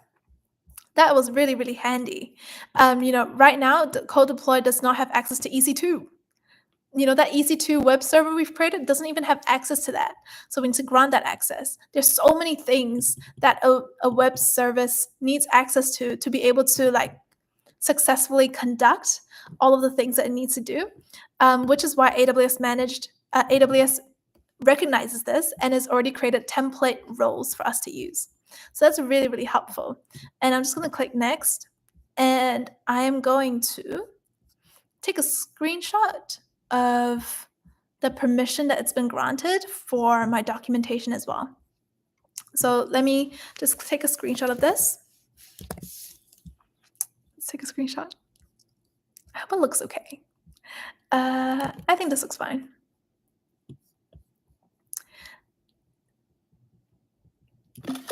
Okay, that looks pretty good. And let's just save what we've learned in our documentation. So here, save that over here. Boom, looks good. And let's see it here. I created an IAM service role for CodeBuild because CodeBuild needs access to an to other AWS services like EC2 in order to, oh, this should be CodeDeploy, shouldn't it? Instead of CodeBuild's IAM role, it's CodeDeploy for CodeDeploy. My bad, everyone. This should be saying CodeDeploy over here, not CodeBuild. So that was a typo on my end. Please forgive me. And let me just fix my typos as well.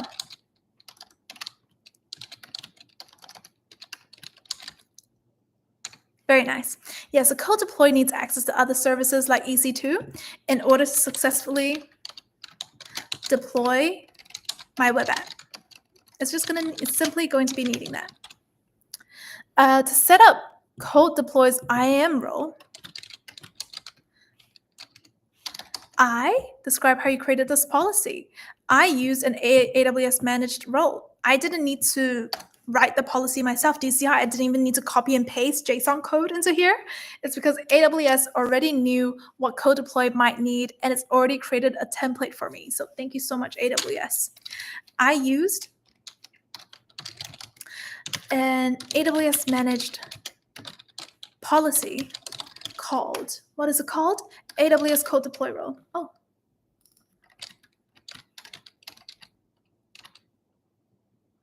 I think I'll just keep it like this. I was going to say, should I change that to I use an AWS managed role? Not exactly, because the policy name is AWS CodeDeploy role. So don't let that fool you. It is still a policy that we're attaching here. I attached an AWS managed policy called AWS CodeDeploy role, which automatically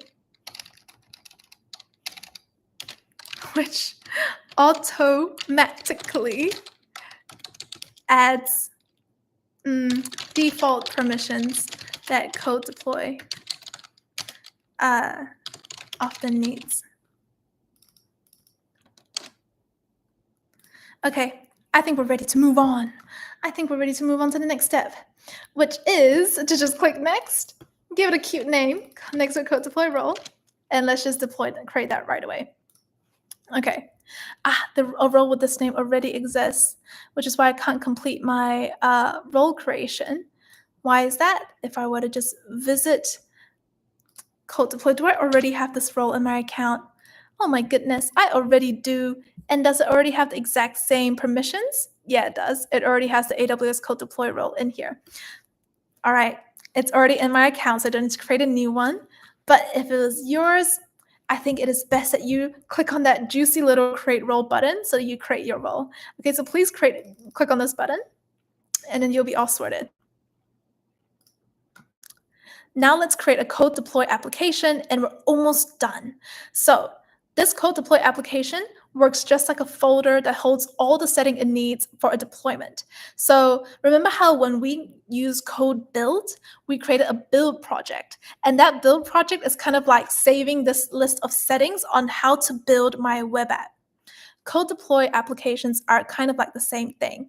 It is basically like a pack of settings that's like, this is how you're going to be deploying my web app. Save these settings into an application. And that's exactly what we're doing. So we're going to head to CodeDeploy over here. Click on CodeDeploy, click on applications, okay? And we're going to create a new application. Don't let the name application fool you, by the way. It doesn't mean that we are creating a whole new application. It just tells CodeDeploy that this is a new application we're about to deploy. We're not creating the application. We're kind of just telling CodeDeploy that we're deploying an application. I hope that makes sense. And as you can see, I already have an old application here, but that's not what we need. Let me just delete that so we can start from the same place. Let me delete what I have already over here so we can start afresh, because I'm guessing your page doesn't already have that. So, okay, this is what your page is going to look like. You click into applications. It looks like this. There's nothing. So let's create a new one from scratch. And let's name that Network Web Deploy. And the compute platform should be EC2 or on-premises. And let's create it right away. So why do we use EC2 or on-premises? We were basically saying that we're going to be deploying our application on an EC2 instance, but there were actually other options available for deploying an application. Over here, there's actually another option for using AWS Lambda, and there's another option for using Amazon ECS, and these are other compute platforms that would replace EC2 and is a way to honestly make application deployment even easier. But it is kind of like using a template or using something that's a lot simpler where you have less control, but it saves you time. In our case, we actually went with the one that is going to take the longest to set up and takes the most time. We're going to use EC2. And the reason for that is because I really want to make sure that you're understanding all of the settings and all of the things we're about to do to deploy this web app. And that requires using the less ready to go kind of option, so we can really explain and learn every single setting that we're using. So it's a bit hardcore, but it's absolutely necessary for you to be, getting that full learning experience about how deployment works. Okay, so that was basically what this entire thing was doing. If you want to have a more in-depth understanding of the other options out there, I would read this in detail. We've created our application now, and we're ready to take a screenshot. Ooh. Apologies, team. I've accidentally scrolled all the way down. Oopsie daisies. I've scrolled all the way down, but where was I? Do you remember? Oh, I was right here. Okay, very cool. Let me just take a screenshot of my application that I've just created. And let's put that in here in my documentation template. Boom, done. Drag that here, looks good. And I'm gonna do some documenting now. A CodeDeploy application means, what does it mean? A CodeDeploy application means a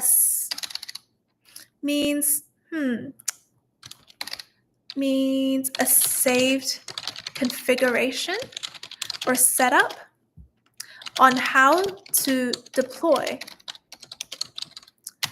my web app. And I'm actually going to be consulting the step-by-step guide to remind myself what is a CodeDeploy application. So it is like a template for deploying a web app. So we'll need to configure all the settings from scratch every time. It streamlines the deployment process. Yeah, it looks very, very good. So it's like a saved configuration setup template on how to deploy my web app.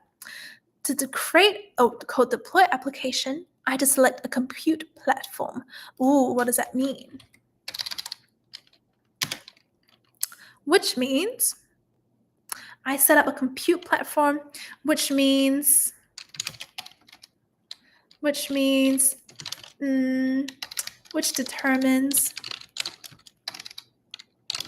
the environment in which my web application will be hosted. And again, you can always consult your notes, which I'm going to be doing to have a bit of a refresher. So CodeDeploy can work with different compute platforms, meaning it can deploy applications to different types of environments. Yeah, so perfect. So it just determines like a different, environment. Which way? be hosted. With every compute platform comes its own set of requirements for deploying a web app. The compute platform I chose was EC2. I am deploying my web app on an EC2 instance because I have used an EC2 instance as my web server. What was the other reason? We also talked about why we select EC2.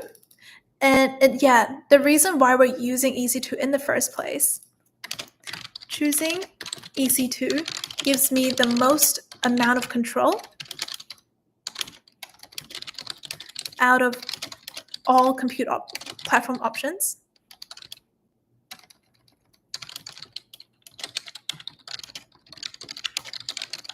It's also great for my learning, as I will be exposed to more configuration options. Whereas choosing the other options would predetermine a few settings for you. Using an EC2 instance means that we are going to be getting to learn a lot more about like the finer details of the deployment process. Very nice. Let us move on to creating a deployment group, and we're getting real close to the finish line now. This is the second to last step. And in our deployment group, we're going to be giving it a name, Nextwork Web Deploy, and we're gonna create that deployment group straight away. We're going to be giving it a name, a service role, which is Nextwork CodeDeploy role. This is a service role we literally created earlier in the previous step. And the deployment type is in place. And the environment configuration, oh, I realized it's not here, but it's actually just Amazon EC2 instances. Okay, cool beans. That's looking pretty good. The tag here should be role, and the value here should be web server. Okay, let's have a look here. Over here. Web server is the value. I think we should be using the lowercase version. So let's make sure I'm clicking on web server lowercase. At the bottom here, I'm going to be saying install the AWS CodeDeploy agent now and schedule updates. Let's talk through all of these options step by step in a second. But for now, let us also make sure we're going to enable load balancing. So make sure you have all of those settings checked off. CodeDeploy default should be all at once as well. That's our deployment setting. And shall we talk about why we chose these settings before we move on? Because this is quite important. Alrighty. So why did we say to use the in-place deployment type? Because that was the first thing that I thought was like, we don't really talk about this much. So this is basically us saying when we are ready to deploy the application, just update all of the instances, update the entire environment all at once with this application. So the other option would have been blue-green, and this is a different mode where instead of just updating the existing EC2 instance, we would be creating a parallel EC2 instance. We're creating like a new environment and running our application there to just see if there are any issues. Are there any issues with deploying this new application? Because if there is, at least it's in this new environment that none of our users are seeing yet. Because if there were any issues, and we've already deployed like our application directly into this existing environment, this existing EC2 instance, then your users are going to be seeing that mistake. They're going to be affected. Blue-green is great if you have something that's a bit more complicated and you're like, wait, before we deploy things straight to where the users can see, can we do this in like a test area so that users will get minimal disruption? So we aren't using blue-green in this project because it is a bit more complex. We don't need it. We just need the simple option, which is the in-place option. So let us also have a quick chat about the environment configuration. So this environment configuration basically tells CodeDeploy the kind of servers you want to use. In this case, it's just Amazon EC2 instances for us. We don't need auto-scaling groups. That is, again, something that's great for more complex scenarios where you might be expecting traffic to really come in massive waves, maybe. And that's when you need a new tool called auto-scaling groups. But for now, we don't need that. We just need the EC2 instances. We're all good to go. Next, we even talked about a CodeDeploy agent, which is quite interesting. A CodeDeploy agent is like a helper installed on your servers that communicates with CodeDeploy. This is really, really interesting. So what this means is when CodeDeploy is ready to deploy the application, your CodeDeploy agents will come into action. They will receive the deployment instructions from CodeDeploy, and they'll carry them out on the servers, ensuring everything runs very, very smoothly. So what that means is instead of CodeDeploy directly going and running all of those commands in the scripts folder that we talked about and we created earlier, it was actually CodeDeploy in the cloud is telling the CodeDeploy agents that are installed in your servers, hey, can you go run those scripts? Can you go run the deployment process? And your CodeDeploy agents will be doing that for you. So you can think of CodeDeploy actually kind of like a conductor conducting all of these agents that are spread across all of these different servers and hosting the application for you. So this is pretty cool. And it comes into handy when you have any on-premise deployments as well. Because when we were picking the compute platform, there was actually in that EC2 option, it was actually saying EC2 / on-premises, which means that there are actually scenarios where you can use CodeDeploy to deploy your application on servers that are on premises. So these servers could actually be living physically in your office, in your space. Like it could be a physical server sitting right there in your office, and you can say, hey, CodeDeploy, can you deploy my application? And CodeDeploy will literally talk to this physical server by using those CodeDeploy agents that are installed in the server. So CodeDeploy, you would have installed your agent in your physical server, and CodeDeploy will communicate with that agent and say, hey, it's time for deployment. And your agent that's living in your physical on-premises server will say, okay, gotcha, and will run through all of those instructions required for deploying your web app, which is why these agents are so essential for EC2 or on-premises deployments. So yeah, that was a quick little learning about what agents do. And let us get straight into doing the documentation stuff. So I am now going to take a screenshot over here of my CodeDeploy agent. And let us put that into my documentation template over here. I also need to take a screenshot of my service role and deployment type. And let's add that to here as well, to my screenshot. Yeah, that looks pretty good. Oh, I'm a bit annoyed that the arrow's in the way, so I might just move that over here. And that looks awesome. Very cool. So a deployment group, which is what we're creating here, means the configuration set for a specific deployment scenario. Yeah, so you might remember just now when we were talking about what is a CodeDeploy application, we were saying this application is almost like a template of settings on how to deploy your web app. And this deployment group is basically a more detailed, finite version of that. So your CodeDeploy application is the set of all possible settings for this specific web app. And this deployment group is one of those templates available. So again, you can think of your CodeDeploy application as a folder of all different like settings files for your web apps deployment. And all of these settings files are basically like, oh yeah, you can deploy your web app this way. Another settings file or another deployment group will be like, you can also deploy your web app in this way, and this way, and this way, and this way. The same web app can be deployed in many different ways. And each deployment group basically defines one of those ways.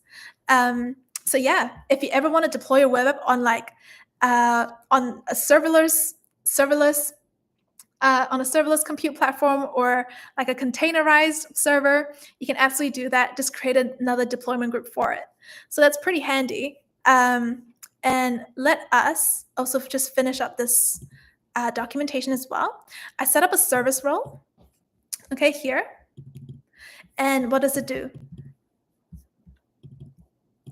A service role is an IAM role that I am using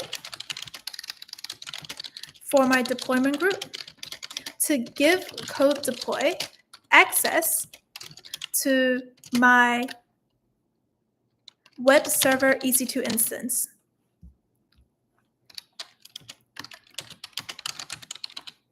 Deployment type, which is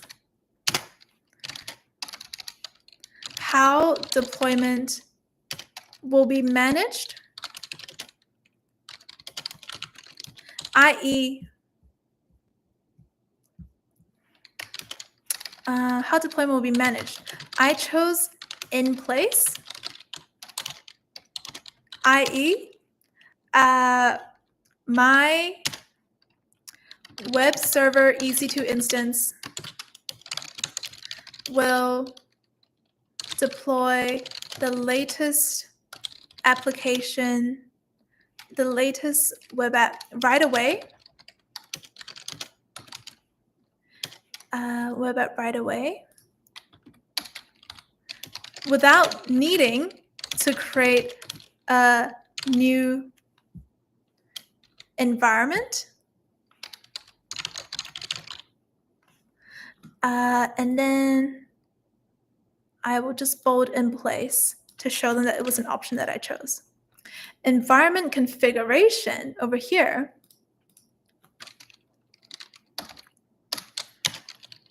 which means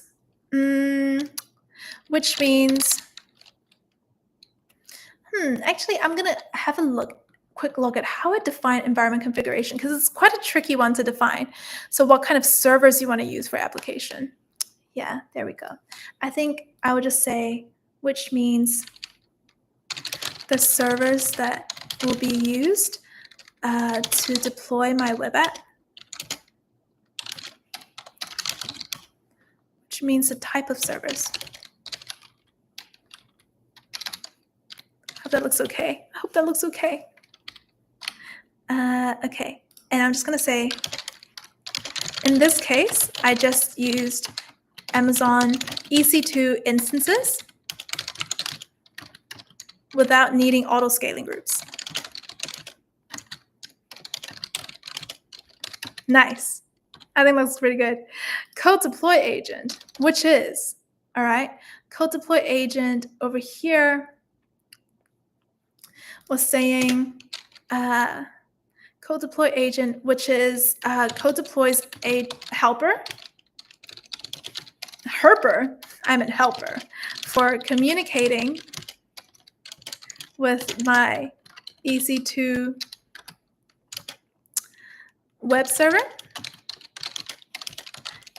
and making sure they carry out the instructions for deployment.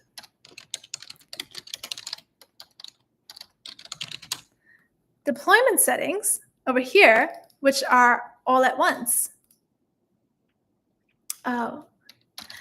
Deployment settings, which are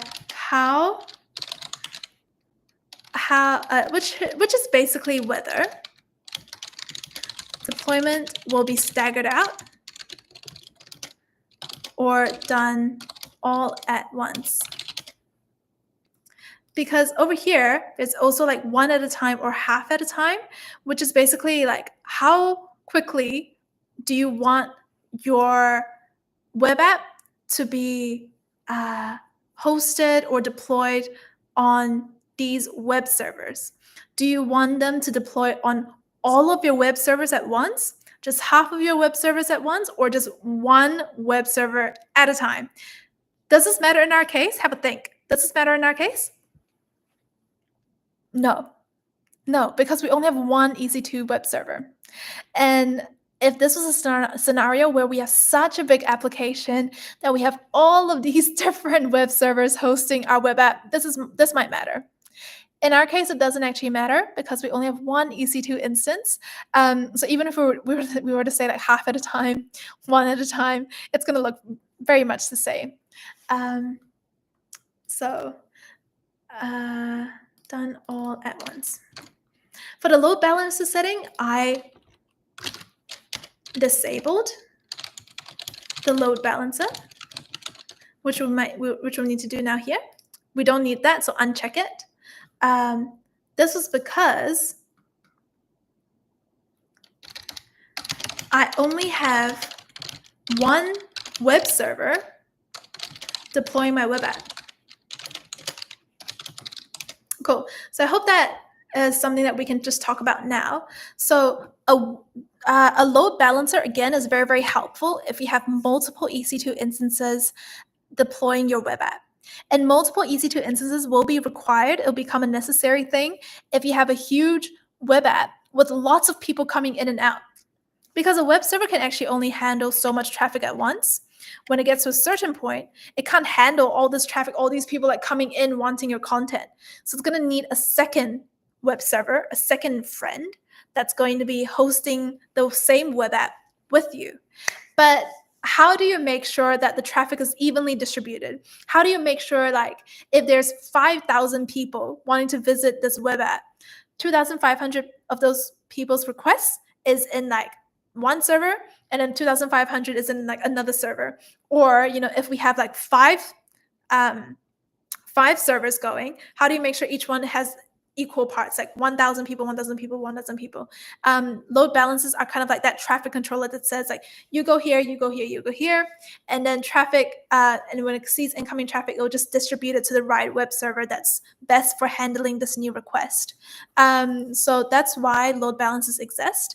But do we actually need it? Again, we don't, because we only have one EC2 instance that's hosting our web server. That's why we can just create a deployment group and move on. And let's move on to the final step. I think we are now ready to finally create the deployment. I just realized this might not be the final step. We might need to test the deployment after we create it. So let's just, in our newly created deployment group, let's just create the deployment. And for the revision location, we're going to copy and paste the URI for our, that zip file for our web app. So again, remember we have this build artifacts bucket, and this build artifacts bucket was storing the zip file after our build process. So when we use CodeBuild, we said, okay, produce the zip file at the very end that deployment is going to be using to deploy a web app.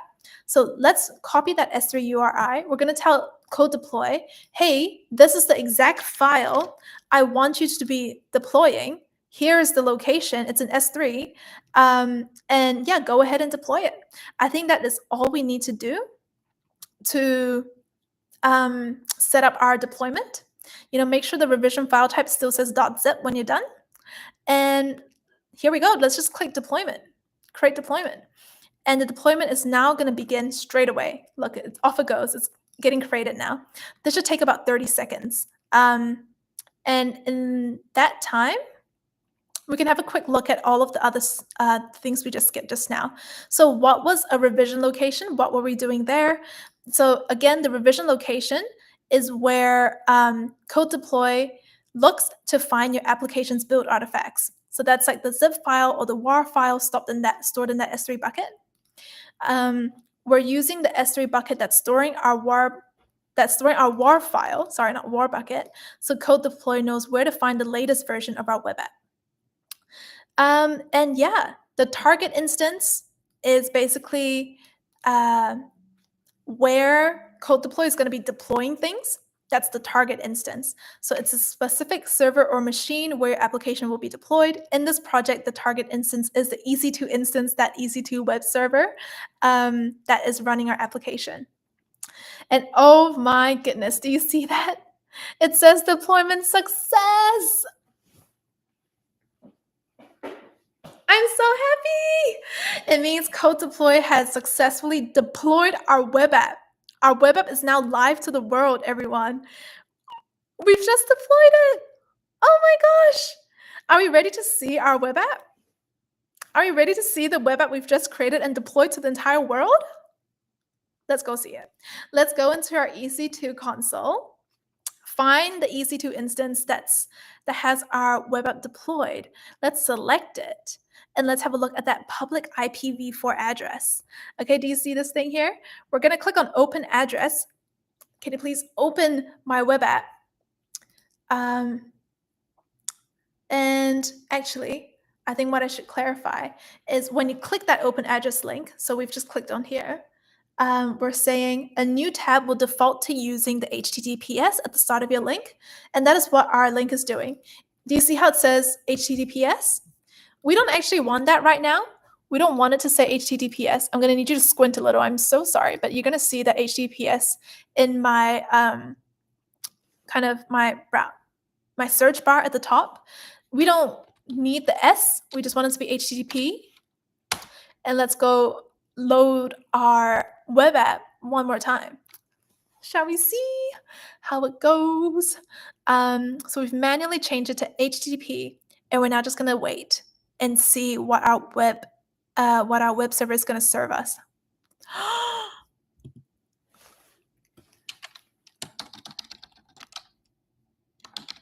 Guys, it's working. Oh, look at that. It has been 2 hours and 15 minutes of hard work, but look at where we're at now. Our EC2 instance, our virtual computer in the cloud, is serving our web app right now. What a beautiful moment, everyone. A big clap to you if you're seeing this on your screen too right now. And let's take a happy screenshot. Do you recognize this, by the way? Hello, Natasha. This is my Nextwork web application working. Do you recognize this? We did this all the way at the very start of our project when we decided to edit index.jsp, and we had this file going, and we're like, oh yeah, replace your name with your name. Look at that. What we've defined over here is now showing to us so beautifully in our web app. And that is just the perfect evidence that our web app is working. So please add some celebrations in the chat with me. Please add that celebration reaction. I love seeing it. It makes me so happy. And let us go ahead and finish up our documentation. So head here and paste your successful screenshot in here. My God, it looks so good. It looks so good.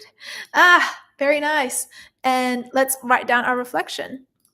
To create my deployment, I had to set up a revision location, which means the location of my web apps build artifacts, i.e.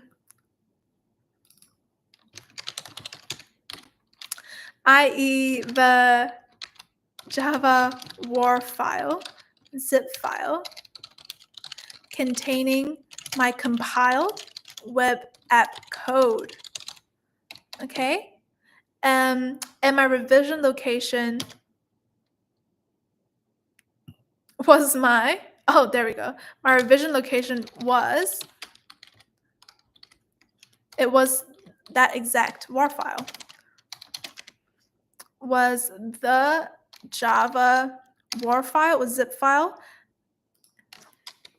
containing my compiled web app code. It was sitting inside. It was sitting inside my S3 bucket,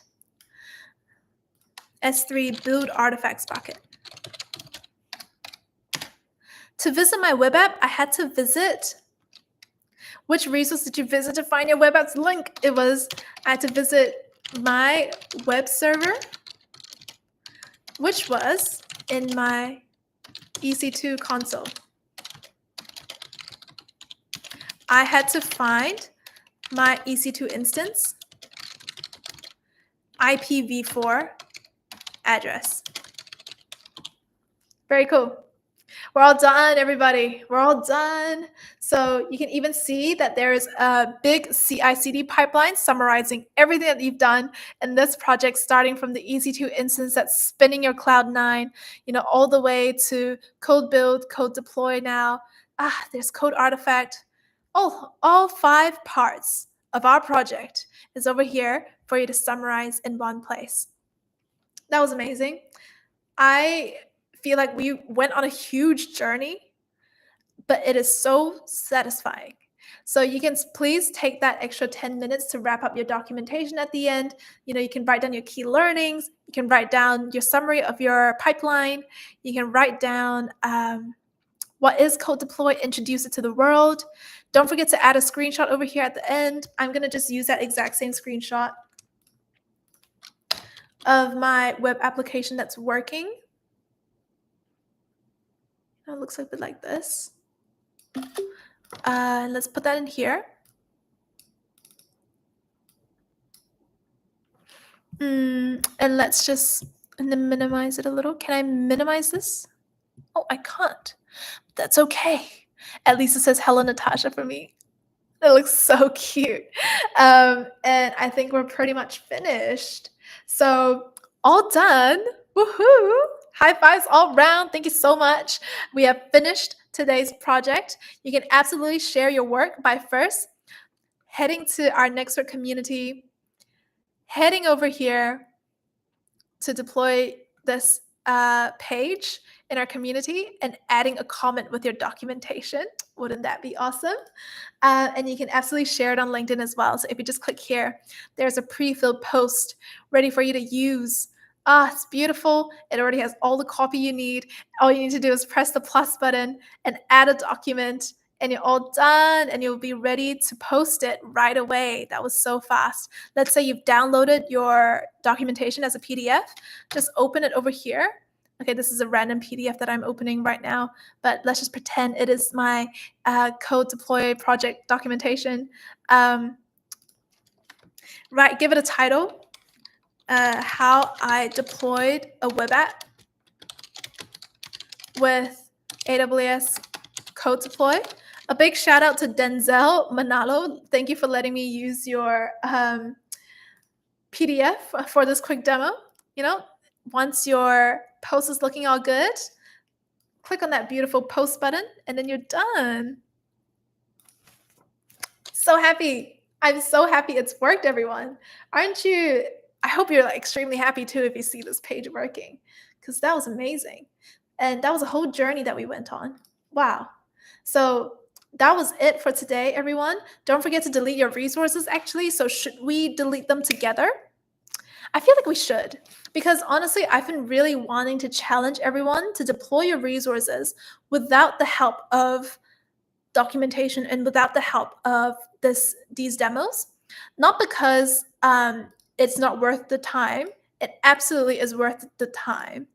The issue is more that if you are getting used to using the step-by-step guide, seeing the step-by-step guide to delete your resources, what happens in the scenario where you don't have a step-by-step guide and you're wanting to create your own project? Will you be able to track all of the resources you've created and delete them by yourself? You need to really build that skill for you to be able to make sure you don't get charged accidentally for just using AWS to learn, right? So build that ability, and I think it's going to pay off really, really well. So the first thing that I've deleted was just that CodeDeploy application, but let us also delete our CodeBuild project and try do this with me, but beat my time. I'm going to be just explaining what I delete as I go, but you're going to have a bit of an advantage by not needing to by not needing to go through this one by one. Maybe you have a very speedy way of doing this. Let's see who's going to win in this competition between you and me in deleting all of the resources off of our AWS account for this project. So I've just deleted my CodeBuild build project as well. I'm going to move on to Code Artifact to delete first my Code Artifact repositories.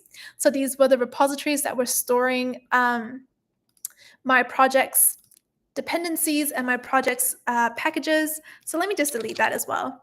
Let's press delete. And let's also delete that upstream repository.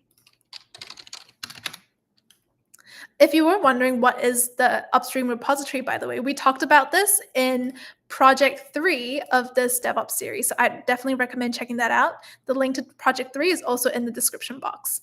Next, I'm deleting my code commit repository. So code commit repository is where I kept a copy of all of my application code. Remember, that was a Google Drive folder in the cloud. I've just deleted that, so that's amazing. And I think I'm ready to now move on to my S3 bucket. So I'm going to head to S3 now. I'm going to delete my bucket.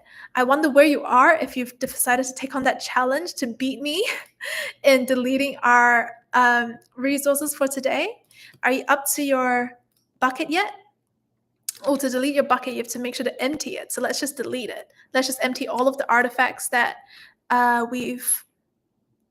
of the build artifacts that's in our S3 bucket. Oh, we just need to type permanently delete in the text input field. Okay, let's type that here. Empty it.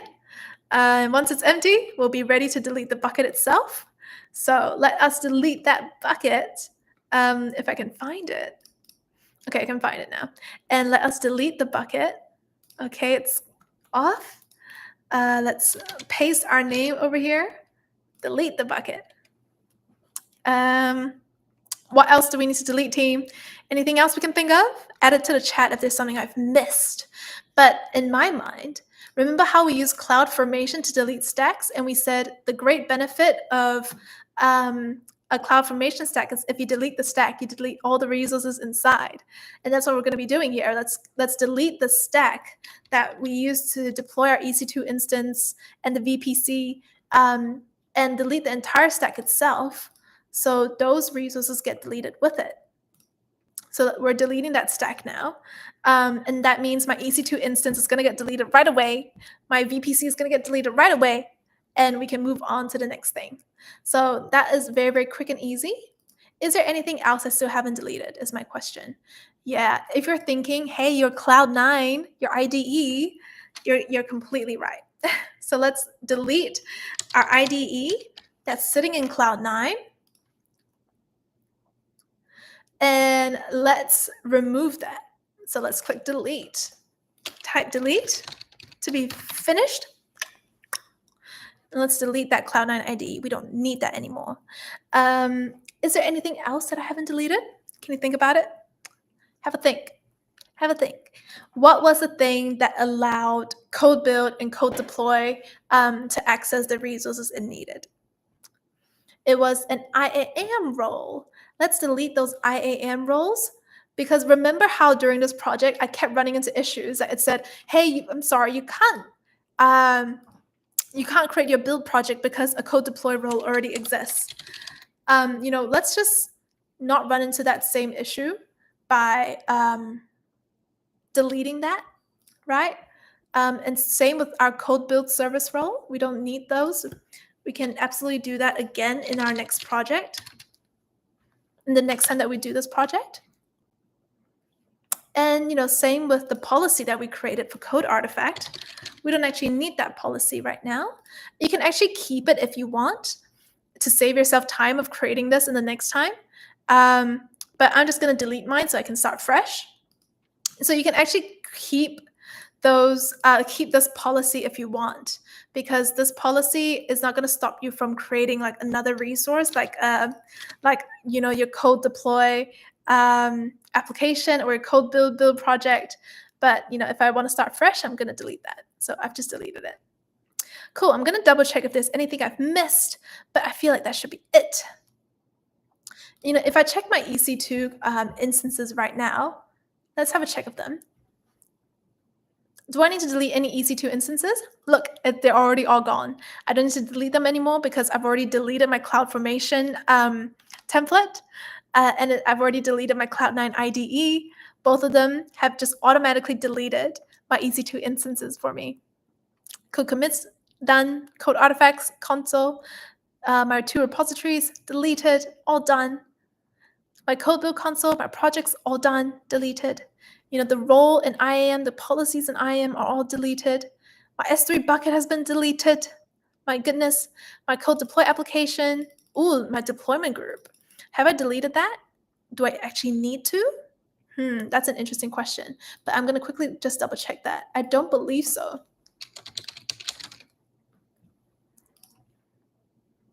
I believe our CodeDeploy deployment group would have been deleted with the application itself, so it's already gone. Yay. And our CloudFormation template's been deleted. Our service IAM role also deleted. Oh my goodness. Was that project 5 of the DevOps series all done? Woof. That was very, very satisfying.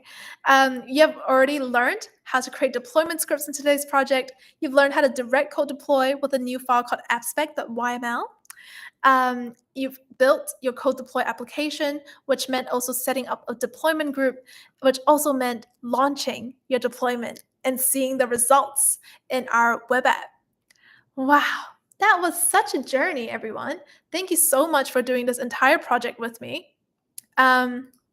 And Hangout Buddy says, can you create these kinds of projects using Azure DevOps? Oh, that is a very kind request. I'm very glad. Thank you so much for being here, by the way, Hangout Buddy. Azure currently isn't what we're offering right now in this community. We are focusing on AWS at the moment, but Azure is definitely coming in the future. I'm going to be very, very excited when we release our own Azure series of projects in DevOps as well, especially. But in the meantime, I highly recommend that you do this project at AWS with us so you can explore this AWS suite of services. Oh, Hangout Buddy says thanks so much. Sending all the love back to you, Hangout Buddy. All right, that is a wrap for today's project. It has been so much fun. Look at all the things that you've created just in this one project alone. That is a beautiful architecture diagram that summarizes all the resources you've used.